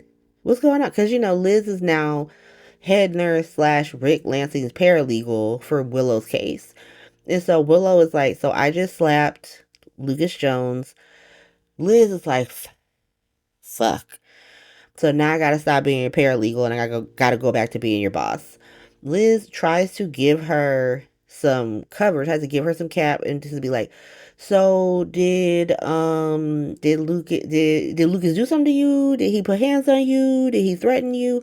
Willow was like, no, he was very mean to me and I got annoyed and so I slapped him. Liz is like, so I'm gonna need you to log out and go home for me, girl, because what you talking about? What do you mean? You slapped a doctor in this hospital because he was being mean to you. He was annoying you. Absolutely the fuck not. She's like, no, no, no, please, Liz, I need this job. She's like, girl, go home. You're not seeing patients today, but I'm going to see if I can smooth it over. Liz goes to see Lucas, and once again, for Liz's credit, she comes with the form. She's not trying to be like, please don't do that. She's like, if you would like to lodge a complaint against Dark Willow, I understand. I am head nurse. Lucas is like, I do not feel like lodging a complaint. I do not want to be the actual reason she loses her kids. Um, Liz is like, thank you so much because she's going through so much and I just think she needs some time.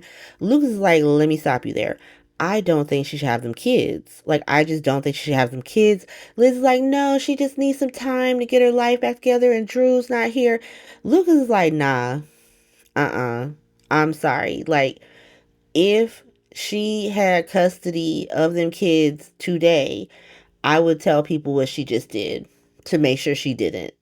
And so that's the thing. Like, I'm not even worried about white East African warlord doing what he's doing to Sonny because like Michael got a bullet in the got the golden bullet in the chamber and Lucas got another golden bullet in the chamber because like when Michael let it drop that she was kidnapping that baby, game over. When Lucas lets it drop that she attacked him at work, game over.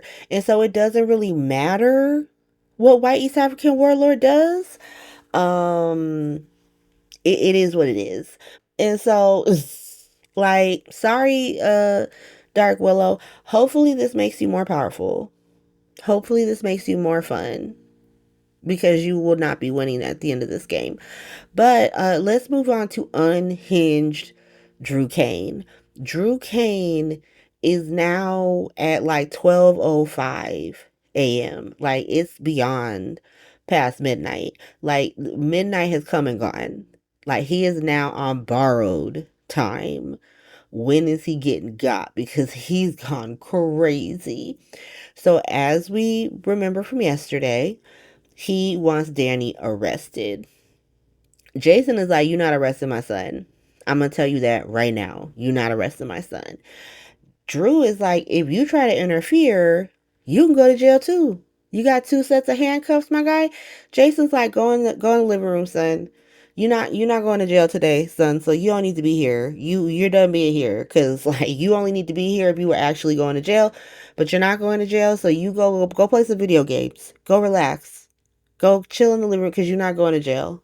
That's fucking crazy. Alexis tries to calm the situation down.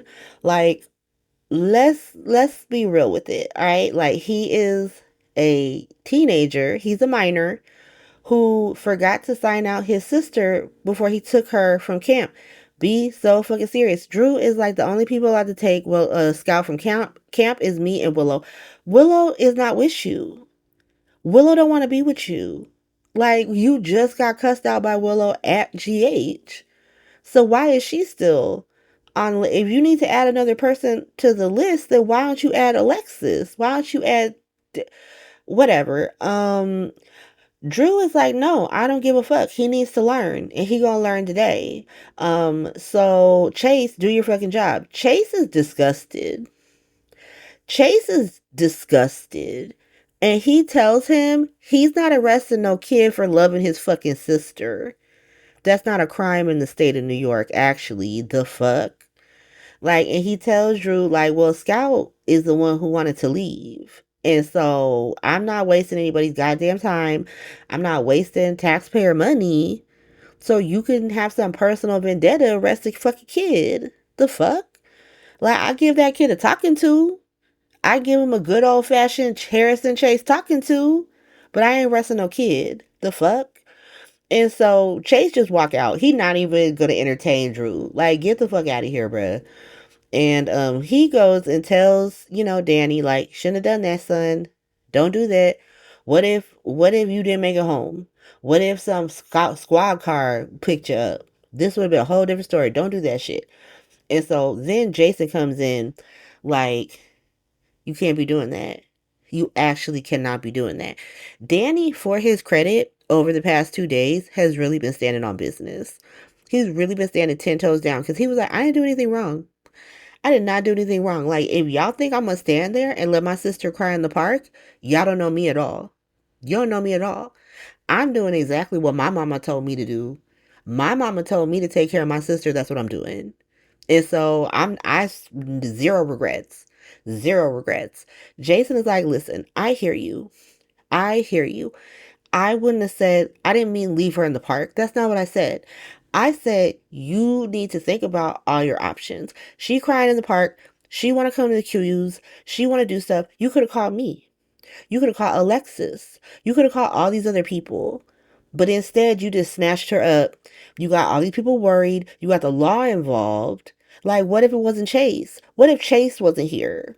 What if it was someone else who doesn't know you, who don't live in this house? And so Danny is like, okay, but Drew wasn't going to really have me arrested. Jason's like, listen, I hate to tell you this, but your uncle is an ancient man. Your uncle's an ancient man. He's a terrible fucking person. He hates me. He'll do anything to punish me. And so, yes, he will have you fucking arrested. He don't give a fuck. He's an ancient man. And that's why you gotta be smarter than that. Because if anything happens to you, I'm gonna kill that man. I'm gonna kill his ass dead. And that's how I know that Drew is not long for this world. Or he's at least gonna get comatose or something. We have to reset this man at this point. But let's go to Drew and Alexis, because now Drew and Alexis are by themselves. Because Jason essentially told Drew, like, you come at me through my son again, and it's not gonna be good for you, bruh. It's not gonna be good. And went to talk to Danny. So now Alexis by herself. Alexis is really still trying to talk reason to this man. Like, I don't understand why you trying to keep Scout from her brother. They love each other. That's why this whole thing happened, because she wants to be with him. He starts saying crazy shit like Danny is like brainwashed by Jason. He's going to be a criminal like Jason. And I got to protect Scout. And you saw what he did to Rocco. Rocco got alcohol poisoning. I hate the framing of the alcohol poisoning. When we went to the Dom event, even Dom was like, Rocco did that shit. I don't even know why we're talking about Danny or Gio or anyone else. Like, when we going to talk about Rocco? When we going to do that? And so it's crazy framing. I hate when the show is like, this is why we're all mad and we're just gonna live and die around that shit. Stop it. Just give people real reasons to be mad at Danny if that's what you want. But he brings that shit up. Even Alexis is like, that's a gross oversimplification of what went down, because Danny was fine. Rocco, I don't know what happened there. That's not my grandson. I love Alexis for that. Not always, not at all, but for that, I loved her. Like, I don't, that's not my grandson, so I don't know.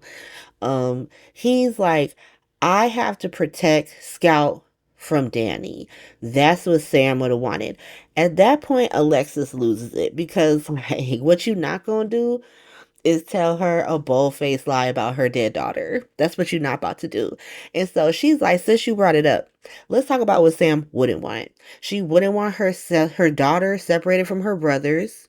She wouldn't want her daughter kept from a home that she loves, full of her family. And she wouldn't want her daughter dragged to DC when she don't want to be there. That's what she wouldn't want.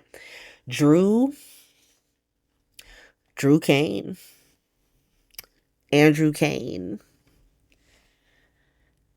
Chief Naval Officer Andrew Cain looks Alexis Davis dead in her face and says, you're right. You are right. I should not have evoked Sam, because Sam and what she wants don't fucking matter, because she's dead. And I'm saying I'm Scout's only parent. And I'm telling you this what it is. And I'm sick of having all these people around her that think I ain't shit. And so you're banned. Bans Alexis. Alexis tries to be like, whoa, whoa, whoa, whoa, whoa. Like, let's just chill out. Let's just chill out. Drew's like, no, I tried. I tried. I tried to make it work. But you don't want to make it work. And now you out. And so he has officially banned every single person in Port Charles except for this off-screen nanny from even looking at Scout. And so I don't know what's about to happen. I do not know what's about to happen, because shit's about to get crazy. at Delusional Hospital. You got like Mob Hospital about to smash into it with this weird white East African warlord plan. You got Drew popping off trying to get himself got. He says something because everyone's picking up on this thing where he said he scouts one living parent, and everyone's like, "Ooh, fix that. We can fix that." And so, and so, I don't know what's about to happen. I'm excited for Thursday. I actually have to wait for Thursday because I'm recording this early for the first time in weeks. And so I will see y'all in a second. I have to wait hours, but I'll see y'all in a second. Be right back. Okay, we're back. Thursday. So, stuff happened. This was like a setup day, right? So, like, did the most exciting things happen on Thursday? No. No, they did not. But necessary things happened on Thursday, and we're going to talk about them. So, first off, we got Black Hospital. So, Black Hospital, uh, all the black, like everything except for TJ, who just lives in the off-screen extended universe. Literally every black character that is currently has in a storyline right now was on. It was actually one. They showed them like one right after the other. So like, for a second, I was like, "Is this like a Black Hospital episode? Like we just gonna see the black people in this episode?" But then they started showing other non-black people, and I was like, "Oh, okay, okay."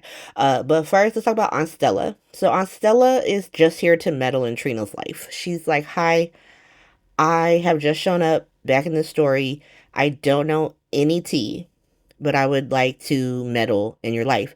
Trina gives like a very sanitized version of why she's not dating disloyal ex-football player anymore. She's just like, he found out some stuff about my parents. He told me about it. We decided not to tell Drew about it. He told Drew about it. I can't rock with it. Stella is like, his loyalty is misplaced. We just have to pray with him. She's giving Black Auntie. She's giving Black Auntie. She's giving, like, we need to go to the pastor. We need to talk about this. We need to pray on it. Like, we are stronger than this. Now, I understand, but, like, she's really talking to them like they've been married for 10 years. And they have 2 kids. And they can't throw this away on one little, like, stop it. Like, just let her break up with this kid. Just let her break up with him. But she's like, I know that he loves me, but I just don't think I can like rock with that. He comes up behind her. Hey, she's like, I have to go. I have to go. And Stella's like, you gonna have to work harder than that. And he ends up walking back up on her, and she's just like, I have to go to the library. I can't have a drink with you, but thank you. And that's literally Trina and Aunt Stella. We will see disloyal ex-football player in Delusional Hospital, but that's them. That's what happened there. Moving on. So let's go to attractive biracial doctor because he has decided to become one of the messiest characters on this show. Um, I see it. I see the vision. Lucky left and he didn't know what he was going to do. And so now this is what he's doing. He is disrupting the Purtis relationship, which I am here for. I was here for him to be with Jordan, but if I can't have if they're gonna make Jordan a loser who wants to be with Curtis and he now wants to be with Portia, give it to me. I will accept that. And so, attractive biracial doctor sees Portia. He's like, "Hey, how are you? How are you? It's great." Curtis comes in. He immediately, like, whole energy changes. Like, ugh, this man. Portia is so happy to see him. She's like, "Oh my God, I'm so happy." He tells her that he got her like a private tasting with a made up chef. And she's like, "Oh my God, thank you so much." And they just start making out in the middle of the hospital. And attractive biracial doctor is fucking pissed. He's pissed. Because this like grand love story between the two of them, like he's playing it like he's been in love with her for 30 years, but it's only been 2.5 weeks. But you know what? I'm gonna go with it. I'm gonna go with it. He once they disperse, like they detach from each other, Portia ends up coming up to attractive biracial doctor to be like, "Oh my God, I'm getting back with my husband. We're trying. Isn't it great?" And he's like, "What about Portia? What about Jordan?" He cannot wait to just like burst her bubble and be like, "What about Jordan? Jordan's still out there being freaking gorgeous. What are you gonna do with that?" He does apologize. He's like, "Yeah, I'm sorry. I should not had brought up Jordan. Obviously, like, I'm very happy for you. She's like, yeah, like, Curtis said that she's backing off and I'm choosing to believe it. At the exact same time that she says that, we cut to Curtis showing up at loser Jordan's mob apartment. Let's go there. Before we go there, actually, there is a scene where Curtis runs into Michael to like thank Michael for his support and for being his new non-female bestie, and helping him get back with Portia, even though he's about to go engage in an emotional affair with Jordan continuously. But before he gets there, Anna goes to Jordan's apartment, and Jordan, I don't know what we're doing with Jordan. She is definitely top billing. Like, it is a fight between her and Curtis, because last week I was like, who's the dummy? It's still a fight between her and Curtis for who's the dummy, but I think she's gonna take it next week because Curtis is gonna get active. um, I have a feeling Curtis will be active next week, and Jordan's still going to be a dummy for White East African Warlord, because she's just like, well, like, I just really like all this money, and I've worked with him for a really long time, and I can't find all of his businesses are legit. Girl, all of Sonny's businesses are legit. That's why he's not in jail. Like, you can't find out Sonny's mob organization. So why is it the like, oh, I haven't been able to figure out White East African Warlord's mob is like mob setup, and that's why he's not mobbing. Like, what are we talking about? And she's just like, yeah, I just can't find anything. I don't know if he did anything. Anna has to be like, girl, he totally tried to kill me and Jason and Lucky and attractive biracial doctor and Holly in Africa. What are we talking about? Like, what are you actually saying? He's definitely mobbed up. He's a white East African warlord. Like, what are girl? She's like, oh my god, I don't know. Anna, and then like this is what I don't understand, because like Anna starts talking about like what happens when you're like you get so addicted to the money and you gotta like actually take this man down and you can't. What happens when you can't get out of this life? Didn't she do this with Cyrus? Like, didn't she used to do this for a living? Why is this the time where it's like, oh, I'm too deep, I can't, I don't know if I can stop? Okay, okay. Sure. But Anna leaves. We don't even see her leave. She just disappears. She's like, I'm leaving Black Hospital. I'm going to Mob Hospital. Curtis shows up to continue his emotional affair with Jordan, and she is such a freaking loser. She's just like, oh my god, welcome to my place. I want you to check out everything. Look at everything. Inspect everything. Look at all the stuff. Oh my god, Jordan. You loser bitch. But that's Black Hospital, honestly. Like, it ends with, like, Curtis being at Jordan's apartment looking at everything. And so we'll see where that ends on Friday. I assume we're gonna see Black Hospital again on Friday, because if we don't, that's dumb. But let's move on. Let's move on. Let's go to Mob Hospital. So Mob Hospital is like, I almost didn't make it Mob Hospital because I was like, there's so much stuff happening. What what would I put this in? Because it's Laura, but then it's like creepy council member, and then like the horny DA and Molly. And I realized when I was watching the show that they're all talking about Sunny in some way, shape, or form. So it's Mob Hospital. Duh. Like, sometimes when like the mobsters themselves are not the focus of Mob Hospital, I get confused. But it's Mob Hospital. So Mob Hospital, we start with creepy council member who's there to harass Laura and book readers about libraries. She's like, why are you trying to like form a voting block against libraries? He's like, the readers are gonna have to wait. Okay. Bruh, like, why are you cartoonishly evil? You're like, libraries don't matter. Only thing that matters is taking down this mobster who inadvertently pays for the library. Okay. Like Sonny Corinthos is like Pablo Escobar essentially, and like not in the sense that he's this vicious, dangerous person, but in the sense that in Medellin, Colombia, where Pablo Escobar is from, he actually took really good care of Medellin, which is why those people never turned on him. Like, you could just go up to Pablo, like if you lived in Medellin, you could just go up to Pablo Escobar and be like, bruh, I cannot pay my rent this month. Can I have some money? And he would just give you $10,000. He would just give it to you because he had it, because he didn't give a fuck. Because who cares, right? He just became like a king, and people loved his ass. And that's who Sonny Corinthos is in Port Charles, right? He's paying for libraries and shit, and that's why that man doesn't want them. And Laura's like, okay, across the, because we're all in the Metro Court restaurant. Everyone's at Sonny Corinthos' ex-wife's restaurant.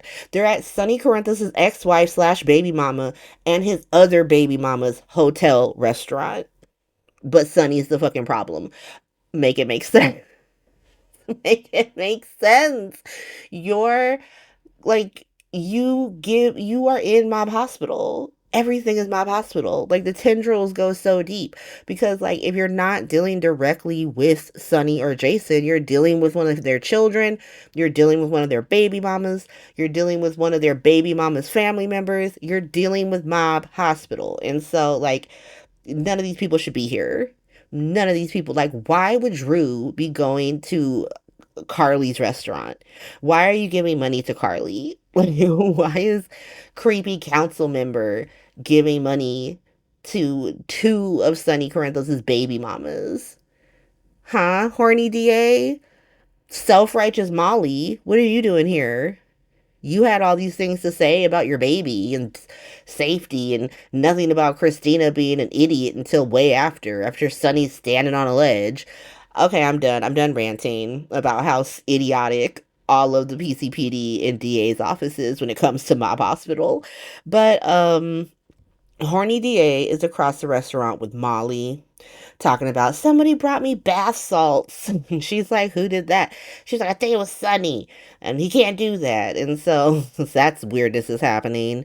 And then you have Drew over at Delusional Hospital. He's also there. We'll get to him. But all these people are just talking about Sonny, it very much reminded me of that, like, in Kanto, like, we don't talk about Bruno, but like everybody's fucking talking about him. Like, we don't talk about him, but it's all we want to fucking talk about. That's what the Metro Court restaurant was this episode. And so let's go to where Sonny actually is. Now, Sonny is doing the exact opposite of mobbing, right? Everyone's talking about how dangerous he is. He's a criminal. We got to rid this town of this man. What is this man doing in this episode? He's taking his daughter to swim lessons. That's what he's doing. He's talking to his grandson and giving him really good advice. That's what he's doing. He's not doing anything bad. He's like the most wholesome fucking character on the show. It's actually wild. And so he ends up running into Geo. We have to have a little bit of Geo's hospital. Like, Geo's hospital infects Mob Hospital because Geo's now on this, like, there was a second where he was just being normal and being cute with Emma and doing normal stuff. And now he just got this really weird look on his face where he just looks like, I can't describe it. He just looks disturbed. And he's just like, I wouldn't allow him to be around my customers if I was Carly and Olivia. I'd be like, you have to fix your face. Like, I mean, I get that you're upset, got a lot going on. I need you to have a different face. Stop it. But Sunny comes up with Donna. Donna immediately runs up to Geo and she's like, you gotta play violin at my party. I have very particular tastes. You're gonna play, I'm gonna sing, it's gonna be great. Gio's like, nah, I don't have a violin. I don't do that anymore, but I'll go to your party. She's like, whatever, babes, and goes to her swim lesson. I love that. That Donna's such a diva. Donna is a diva, and I love her. The Carson baby, we can't expect anything less from the Carson baby, but a diva. And so now it's just Sunny and Gio. Sunny's like, look, I'm gonna keep it real with you, grandson. This is my daughter's birthday party, so if you're gonna be the drama, you don't have to go. Like, I would love for you to go. Donna would love for you to go, but she got a lot of people going. She not even gonna recognize. She not gonna miss you, to be honest. So if you're gonna come be messy and have a stank face like this at my daughter's birthday party, you can just pass. You can pick up the hours, and bring your gift the next day. He's like, no, Grandpa Sonny. He's here calling Sonny Grandpa. He ain't got no problem with that. He's just completely used to that shit. Everything else is just like, oh, I got so many reasons. I got so many reasons to be mad at everyone but Sonny. Why? What reasons do you have? List them out for us right now, cause I'm tired of it. I'm getting tired of it. But Sonny gives him some like, oh, Dante didn't fuck with me back in the day, and now we're closer than ever, and like maybe you two will be close too, and da da da da. It's Geo's hospital. It's Geo's hospital. We're fitting Geo's hospital into other versions of GH just because I don't want to. He doesn't deserve to have his own segment because I'm annoyed. Sir, you ain't got no reason to be mad at these two anymore, so just stop. It's actually silly. You sound silly. Dante was mad because he's a cop and Sonny's a mobster and Sonny shot him in the chest. That's why Dante was mad. He thought Sonny killed his mentor. And he probably did. Like, he had real reasons to be mad at this man, and you don't have any reason to be mad at Brooklyn or Dante, to be honest. You ain't got no reason. And so stop with the face. Just stop it. Stop. Michael comes up at some point, and he's like, I don't know if he was like, oh, I'm cool with Michael, so let me like tell him how like, oh yeah, I'm gonna go to Donna's birthday party, but it's gonna be weird because Brooklyn and Dante are gonna be there. Michael's like, it don't have to be weird if you're not the drama. Like, sir, why would it be weird? They're not gonna start nothing with you. So it's really like it's only gonna be weird if you make it weird. And it doesn't have to be weird. You could just like talk to them because you ain't got no real reason to be mad at them anyway. Like, I was mad at my dad because he killed my biological father and then he lied to me for months and months and months and months. And that's why I was mad at him. And then he chose his bitch wife who kidnapped him from us and made us think he was dead for months and months and months over me. And I was mad at him for that. But you ain't got no real reason to be mad at Dante and Brooklyn, to be honest. Like, just keeping it cute. He's like, why don't you let Willow see them kids if you all about togetherness and forgiveness? Michael's like, listen, don't talk about shit you don't understand. This is not the same thing, all right? I'll smack the shit out of you. Step two failed. I understand when Chase stepped to Geo, his Corinthi jumped out, and Chase just ran away, like, because he's a golden retriever. He was, oh no, that's not nice, and he ran away. Michael is a born and raised Corinthos, and so you can't step to him. You're not ready for that level of step two, and so Geo step two failed. He is a lower level Corinthi. He wasn't ready. He was not ready for Michael Corinthos III, but I do applaud his attempt. I applaud the attempt to step to him. Michael's like, shut up, listen to me. You could just talk to your parents because you got this stank look on your face. Like, it's very off-putting. You look disturbed, and I can tell that you're going through it and you're not happy, right? I could be mad at Willow for the rest of my life. I'm a petty bitch.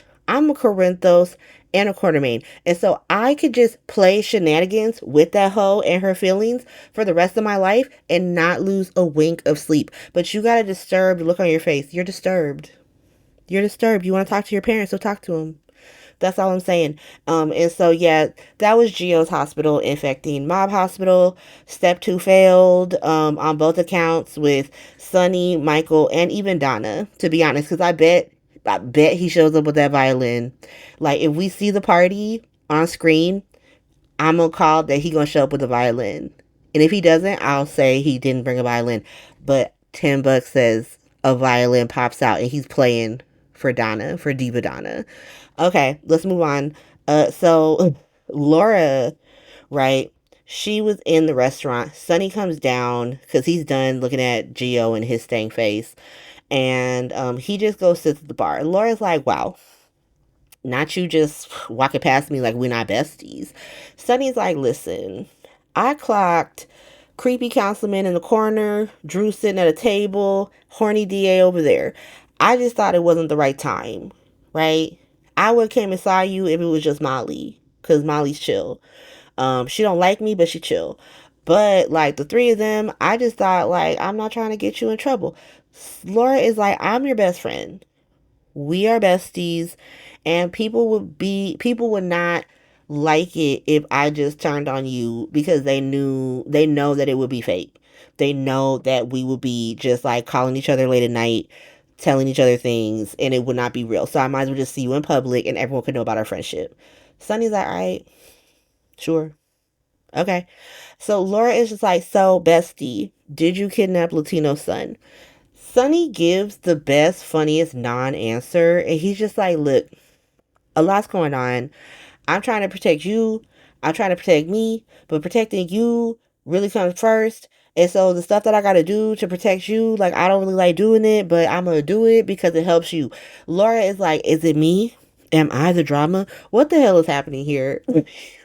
Because it was a very simple question. Did you kidnap Latino's son?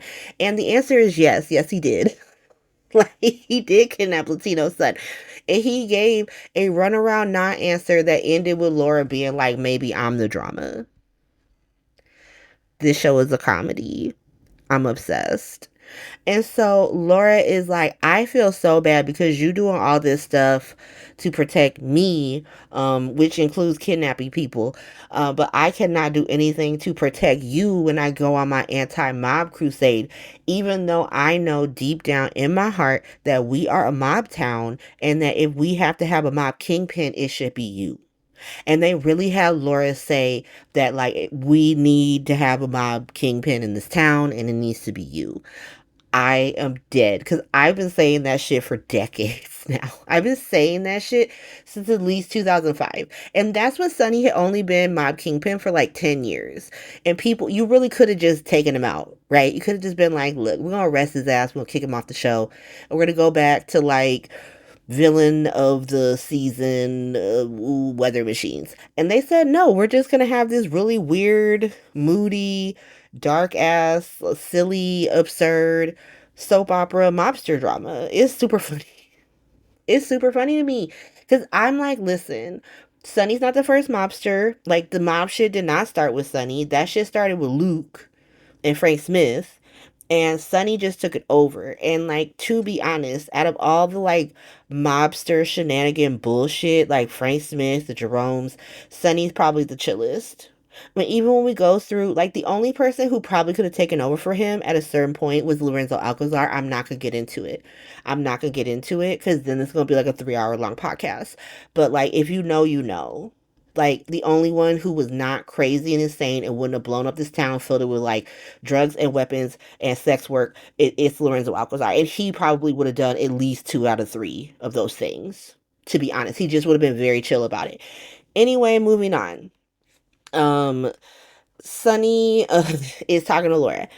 Anna comes up. Sonny is like, I have to go flirt with the horny DA so she can't prosecute me. I'm gonna bounce. He goes and does that. She's like, don't send me bath salts. He's like, I didn't. It's very silly. The Laura and Anna are talking. Creepy council person comes over and he's like, that library shit got passed. Would you get Sonny Corinthos to do your bidding? Laura's like, yeah, I went and got a mobster to back fucking libraries, bro. What you talking about? And so, he essentially, like, Anna laughs and he tells her that when he wins, he's gonna fire her. Okay, boom, did it. Let's go to Delusional Hospital. So, Delusional Hospital. First of all, I'm just gonna take like 2 minutes to give Cameron Matheson his coins because we have been so like, and by we I mean me and my friends. We have been so persnickety when it comes to Drew Cain and Cameron Matheson since he premiered on the show, and like, ooh, what is Drew supposed to be like, and should this be happening, da, da, da, da. And then like when the Drew Willow thing started, he was like, oh well, other people do stuff. We're like, bro, what you talking about? Like, what you mean other people do stuff? And now for the past like month and a half, for probably longer, but definitely I've noticed it for the past month and a half. Cameron Matheson has put his fucking foot into Evil Drew. Evil Drew is crazy. Evil Drew is unhinged. And I love every second of it, to be honest. Like, I am not exaggerating when I say that Cameron Matheson should be nominated for an Emmy next year for this portrayal of Drew Cain because this shit is crazy. This is crazy. This man is unhinged. What's going on? But Drew is with disloyal ex football player. I told you he was coming back. He's not just in Black Hospital, he's also in Delusional Hospital. And he's like, I don't care about any of that political shit. I need to move to DC with my daughter and move away from all these haters. This little ex football player is like, should you? I don't know, but like, I don't know if your daughter wants to do that. Like, she seems like, really established here. Her family's here. She just lost her mom. All these things. Drew is like, oh my God, I'm so glad you said that. That's why I hired you. You are so so kind. You are so so sweet. Um, Actually, Alexis is trash, and she's trying to turn my daughter against me, just like the rest of this town. And so it is important for me because I've lost so many people. I lost Willow, I lost my son, I lost Scout's mother, even though he literally said, like, yesterday's episode, who gives a fuck about dead Sam, right? But I lost Scout's mother, and now I just need to take my daughter and run. He's like, okay, sure, if that's what you want to do, how can I help? Like, he's like, you gonna be my eyes and ears here in Port Charles. He's like, cool, like, politically, you want me to, like, see what the voters think? He's like, no, no. You are my new snitch. Welcome, welcome. And so I don't know why he thought this is like so funny because like as soon as you snitched on Curtis and Portia, you just let him know that you a snitch. And so, yikes. Good luck there. Um, but he leaves to go to Black Hospital. The creepy councilman comes over and he starts talking about like, ooh, I'm only 5 points away from Laura. This gonna be great. Drew's like, hell yeah, we're so close to getting rid of Sonny. At this point, creepy councilman is like, huh? Cause like he's trying to get rid of Laura. Like they are using Sonny as a proxy, but like he's really trying to get rid of Laura. So he's like, so how much of that shit do you actually believe? Like I get trying to get rid of Sonny and shit, but like, why are you doing this? Didn't you rock with Mob Hospital? Like, weren't you a part of Mob Hospital for pretty much since you got back? He's like, listen, I was a replacement Jason in Mob Hospital, and then Jason came back. And so, fuck those people. I've had it up to here with them. At that point, creepy councilman gets creeped out, and he's like, I gotta go. I'm gonna go. Then Molly comes over because she was with Horny DA, but she was like, ooh, I think she want to flirt with Sonny. Let me go talk to Drew. She tries to reason with him, and he essentially tells her to go to hell. Like, this your mama's fault. Talk to her. But you can't see her, and neither can your mama and anyone else. So fuck you. And so that's Drew. Like I said, Cameron Matheson, I am delighted by this portrayal. Like I hate your character. I hate your character, but I hate him in the right way because I'm entertained. I am entertained. So then you got Michael and Dante talking about Dark Willow kidnapping Michael and Sasha's little fair baby, and Brooklyn comes in. Because Dante was saying, like, oh, we can get the traffic cam and we can prove that hoe did it. And Brooklyn comes in, like, what we proving? And they don't want to tell her right now. And she's like, you should let Willow see them kids, to be honest. Michael is first like, no, no, I'm not going to do that. But thank you, girl. Dante's like, listen, you only feel that way because you can't see Gio. So let's fix that. And she's like, listen, he don't want to talk to me because your ex-wife is trash and she trashed me to him. And so you should try and build this relationship. And he's essentially like, no, I don't want to build a relationship with him without you. Now, at this point, I feel like you should just try to talk to him. You don't have to trash Brooklyn, but you should try to get it in. And then once you in, you can try to get her in. But that's just me. That's just me. But they had a cute talk. And I'm starting to feel Bronte, that's their ship name. Just because Dark Willow manipulating Chase is making me turn off Chase so bad. Like I can't with Chase. I will say that I think it's very easy for Chase to be swayed by her because this is how he met her. He met her crying in her car over her baby that, was dead, but she just thought she had given it up for adoption. It's the whole Wiley story. And so he's very used to like sad and broke down, pathetic Willow, and he's used to feeling bad for her. But he's just always giving her the bit. She's like, thank you so much for giving me the benefit of the doubt. Why would anyone give you the benefit of the doubt?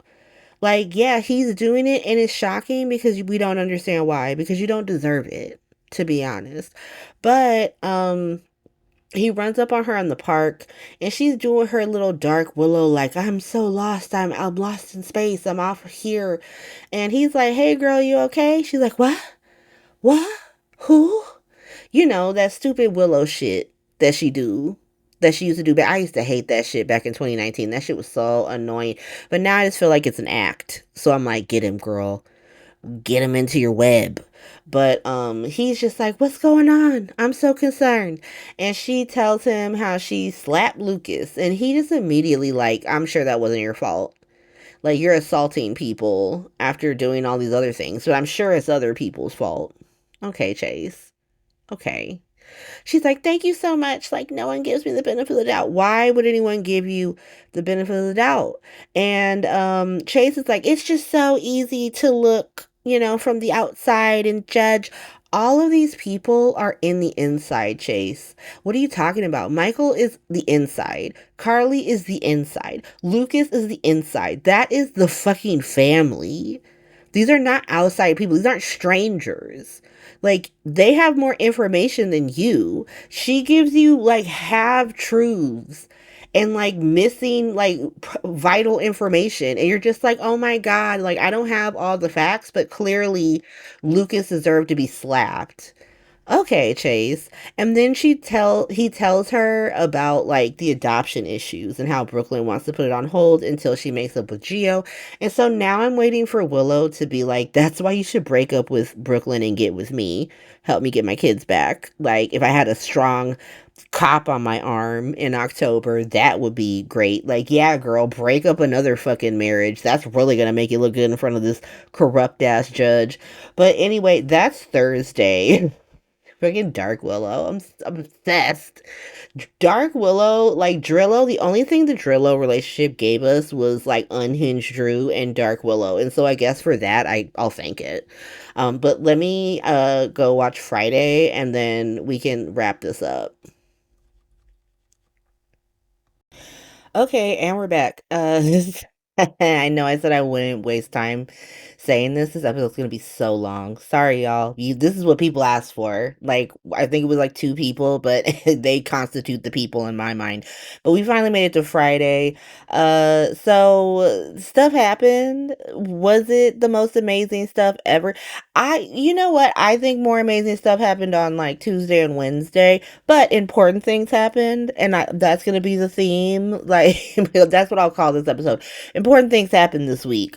Were they the most amazing? No, probably not, but they needed to happen. So let's get through it. Mob Hospital. So we have a little snippet of Mob Hospital. We are deep in the mob layer. We are at Sunny's house. Diva Donna, love Donna. She's so powerful. Diva Donna and Sunny are having like a daddy-daughter date when the horny DA shows up to, I don't know what she was there originally to do, but I'll tell you what she ends up doing. She shows up, Donna is immediately like, hey, I'm here, because, Sunny's like, my daughter's here. Look how adorable she is. Donna just immediately starts putting on the charms. Like, the Sunny's bringing out the big guns. Donna ends up inviting horny DA to stay for homemade pizza and hear about what a good father Sonny is. She's deaf about to bang this man. Like, that is deaf happening. But she literally went from we ain't friends to like having dinner at his house with his daughter. Like, what are we doing? Okay, girl. But she ends up like apologizing to him. Like, Sunny puts Donna to bed and she's like, I'm so sorry I've been rude to you even though you're a criminal, because you've been so nice to me and I shouldn't be rude. Like, I shouldn't try to trash you in the streets even though you're a criminal. Sunny's like, other people might want you to do it. She's like, I think it's underhanded. Girl, this has been your whole personality since you premiered like months ago. But okay, girl, yeah, we're changing for the better. But she decides to like recommit herself to the law, which apparently means not trashing this man in public, not being rude to him anymore. Okay, girl, sure. But we're gonna come back to Sunny and the horny DA. Like everything's converging at Delusional Hospital on Friday's episode. So like they really want like this next story Spy Hospital. That I should have done this first, but it's too late now. I'm not going to start over. And so Spy Hospital, Brit is just being a menace. Like if it was more important, I'd name the episode that Brit's a menace. But like who cares about what Brit's doing and her complaints at her living at a sandals resort in the Balkans. Like, oh my God, girl, it's so sad for you. Like, okay, girl. But she's still trying to bang Dollar Tree Dex, and nondescript European manager has had enough. He is sick of her shit. And tell me why I'm kind of on his side. Like, girl, why you keep trying to bang this man? He's not that great. But she's just like, oh my God, I'm sad. Dollar Tree Dex is trying to kick Joss off the case because she knows Brit. So he's like, girl, I don't need you, to be honest. I don't need a support, like emotional support partner in the fucking room. You go back to Port Charles. She's like, no, I'm not fucking leaving. Like, I'm not fucking leaving. She's in her Leo DiCaprio era. She's not leaving. He's like, yeah, you are. She's like, okay, fine. Let me take this iPad back. A dude immediately, as soon as she leaves, a dude immediately comes to try and murder Dollar Tree Dex. And she ends up having to shoot him with like her eyes pretty much closed. Like they were a little bit open. It was like the squint. I don't think you're supposed to squint when you fire a gun. I think you're supposed to keep your eyes open, to be honest. And then finally, Jason shows up to the Sandals Resort in the Balkans and he sees Brit. Like literally, there's just a scene of Jason getting out of a car, showing up at the Sandals, and then seeing Brit. Like that's all Jason did. And that's by hospital. Done. We're done with it. Goodbye, Spy Hospital. I'm sure we're gonna pick back up on Monday. But let's go to Black Hospital really quick. A lot happened at Black Hospital because a lot was happening yesterday at Black Hospital.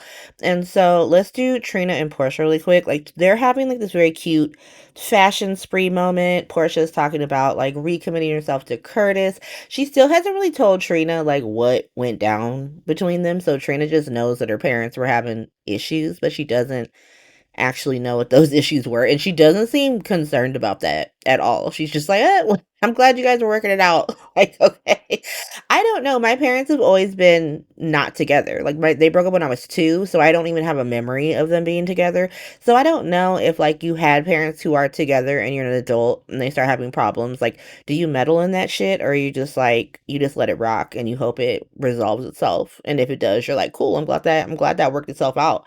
But that's what Trina's on. She's just like, you look so pretty, and I'm glad you guys are happy.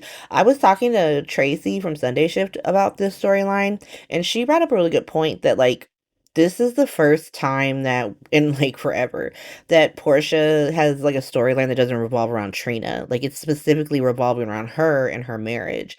And that makes it interesting. And I feel super bad for Portia because, Curtis is out here having a whole ass emotional affair with his ex-wife.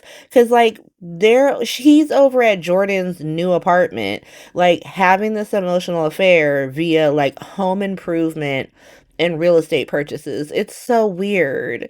Like she is such a loser. Like Jordan is too pretty to be this kind of a loser. It's actually wild to me. Like they're talking about stoves and off-screen Baltimore some more. Like, oh my God, are you serious? But she finds out that she got the apartment. They start drinking champagne, and Curtis seems to realize that, like, oh shit, I might actually be having an emotional affair with my ex wife. Let me leave. And so he leaves to go, be with his wife. And she looks like a fucking loser. And it's sad. It sucks. It sucks for Jordan Ashford. Like, whew, what are we doing? But Curtis goes to see Portia. They have their dinner. And she, talks about how happy she is that they're trying again. Like I said, he was just having an emotional affair. Like I feel so bad for Portia because she is so happy she bangs this man. And, that's what Curtis ain't shit. Curtis ain't shit. But let's go to attractive biracial doctor. So he's in his messy era. He's like, I've chosen mess. I hate Curtis Ashford, and today I want all of you to hate him too. And he essentially goes to Felicia. He's like, hey, what if you knew that like a person who was trying to work on their marriage, like their spouse was an ain't shit person? Do you tell them? Felicia's like, nope. Nope, you keep that shit straight to yourself because they're just gonna get mad at you, my guy. Like, you just gotta stay out of it. And he's like, bet. What if I went around them and just went to the person that the spouse was being an eight shit person with? And so he calls Jordan and tells her to get her loser ass down to the hospital so he can read her. Um, we're gonna come back to Black Hospital like we're gonna come back to Mob Hospital because we need to now talk about delusional hospital. Cause like I said, slide my boy Cameron Matheson his Emmy nod. Slide him his Emmy nod, all right? At least for supporting because he is going so hard. Like he has put his foot in evil, unhinged Drew Cain. But like, let's start. Like, we gotta start somewhere else. Stella. So Stella, I know that you thought, where's Stella? Stella's in this episode. Why are you not talking about her in Black Hospital? Because she is not in Black Hospital in this episode. She has decided to stop by Delusional Hospital, and she is going to learn very quickly why you should never leave Black Hospital because it's a rough world out in the other iterations of General Hospital. It is messy. So she runs into Tracy at the Metro Court. They decide to have like a drink, like an iced tea. Like, ooh, let's catch up, have a little girls moment. Michael at the same time brings Wiley to the Metro Court. Tracy clocked that Drew was there, and so she tries to get Michael to take Wiley somewhere else. Michael is like, nah, I'm not going. This is my mama's hotel. He can go somewhere else, to be honest. Like, why is he okay being here? That don't make any fucking sense. And he takes Wiley to get his sundae because Tracy kept trying to say that, like, oh, they don't have hot fudge, they don't have caramel, you gotta go someplace else. Michael's like, Grandma Carly would never do that to you, my boy. Let's go get our sundae. Um, Tracy sits back down with Stella. Stella's like, so Drew's an ancient man. Why you support Measure C if you don't like Drew? And Tracy's like, listen, I don't like Drew. I don't like creepy congressmen or councilmen. They're both creepy congressmen, creepy councilmen. That's why they're besties. I don't like both of them, but I hate Sonny more, and so I gotta do what I gotta do. Stella's like, I guess, sure. Um, Michael and Wiley are having the Sunday. Wiley is like, I think that Aunt Tracy is sad because Geo don't want to talk to her because he's over at Geo's hospital being a punk. Michael is like, I like that, son. I like that you're so empathetic. I like that you care about the family. That's a great quality. It's an undrew like quality, and I like that. He goes to talk to Tracy and tell her, sorry, tell Tracy about the step two, about the failed step two when Michael stepped to Geo. And Gio tried to step back, and he was like, no, I shut that down, and I told him that he needs to make up with his family and his parents. Tracy's like, thank you so much for that. I feel like you were doing that because you know that your kids are not about to see punk ass Willow because she ain't shit, to be honest. Michael's like, ooh, I didn't think about that, but you're probably right. Cause yeah, it's really looking like I'm never gonna let her see these kids again, actually, because fuck her. At that point, Stella is like, y'all need to go be with Wiley because that ancient man Drew is over there. So, like I said, Drew is in the restaurant. He's with Martin. Like the quartermain's out here playing golf, not even with these kids, while Willow working herself to the bone. Was she just so she can be with them? This crazy. What are you talking about? Michael is literally with his son right now. He's literally with Wiley. And you talk about he playing golf. I ain't never seen any of these people play golf. I ain't never seen a pair of golf clubs in the mansion. So what is Drew talking about? Make it make sense. Martin is like, okay, I don't know what you're talking about, But I would like to remind you that Willow does not want your help. She does not want me to be her lawyer. She told you to leave her alone.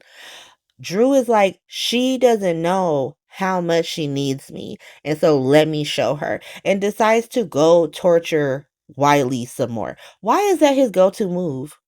Why is his go to move to torture this woman's son? It's so crazy to me. But he tells Wiley that essentially that Willow really wants to see them and Michael won't let them.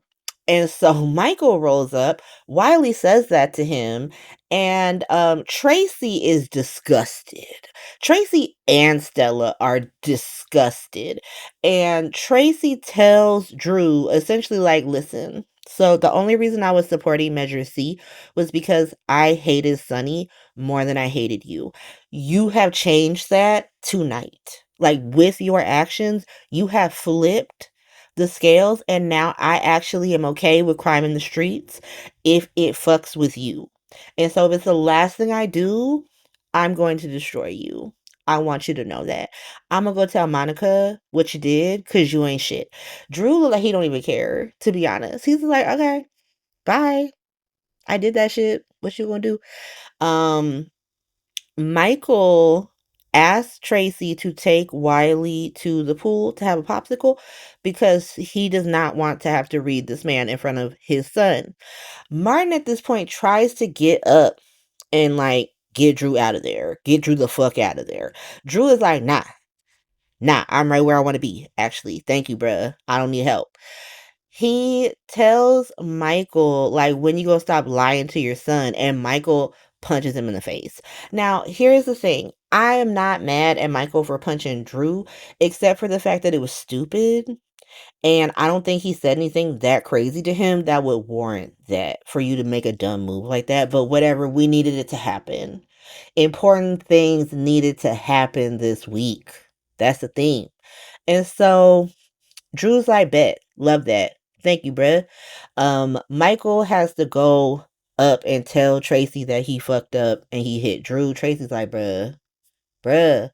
Um, Drew immediately runs to Sonny's house to blackmail Sonny, like literally telling him like, you about to do what I say or I'm gonna put Michael in jail for assaulting me. What he does not know is that horny DA is hiding in the house and hearing all the blackmail.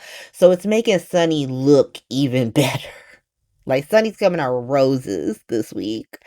Then we go back to GH because Stella had gone back to GH. Now she sees Felicia and she's like, Felicia, let me tell you what happened. Like that man, Drew Cain, he ain't shit. He's really out here torturing kids. I don't even know what to say. Crazy. Felicia's like, oh my God, that's crazy. Jordan shows up because, like I said, attractive biracial doctor had called her up, said, get your loser ass down here. I need to talk to you. Um, Stella goes to invite Jordan to a barbecue when two men from the government show up like, hey girl, we heard that you do casual insurance fraud. We need to talk about that. And so, like we know, Drew sent the law on Stella. And that's the week. That is the week. If you made it this far, thank you. Thank you for rocking with me. Feel free to like and subscribe if you're on YouTube. Give me like a 5-star rating if you're listening to our podcast. I did add visuals this week. If you made it this far, you already know that.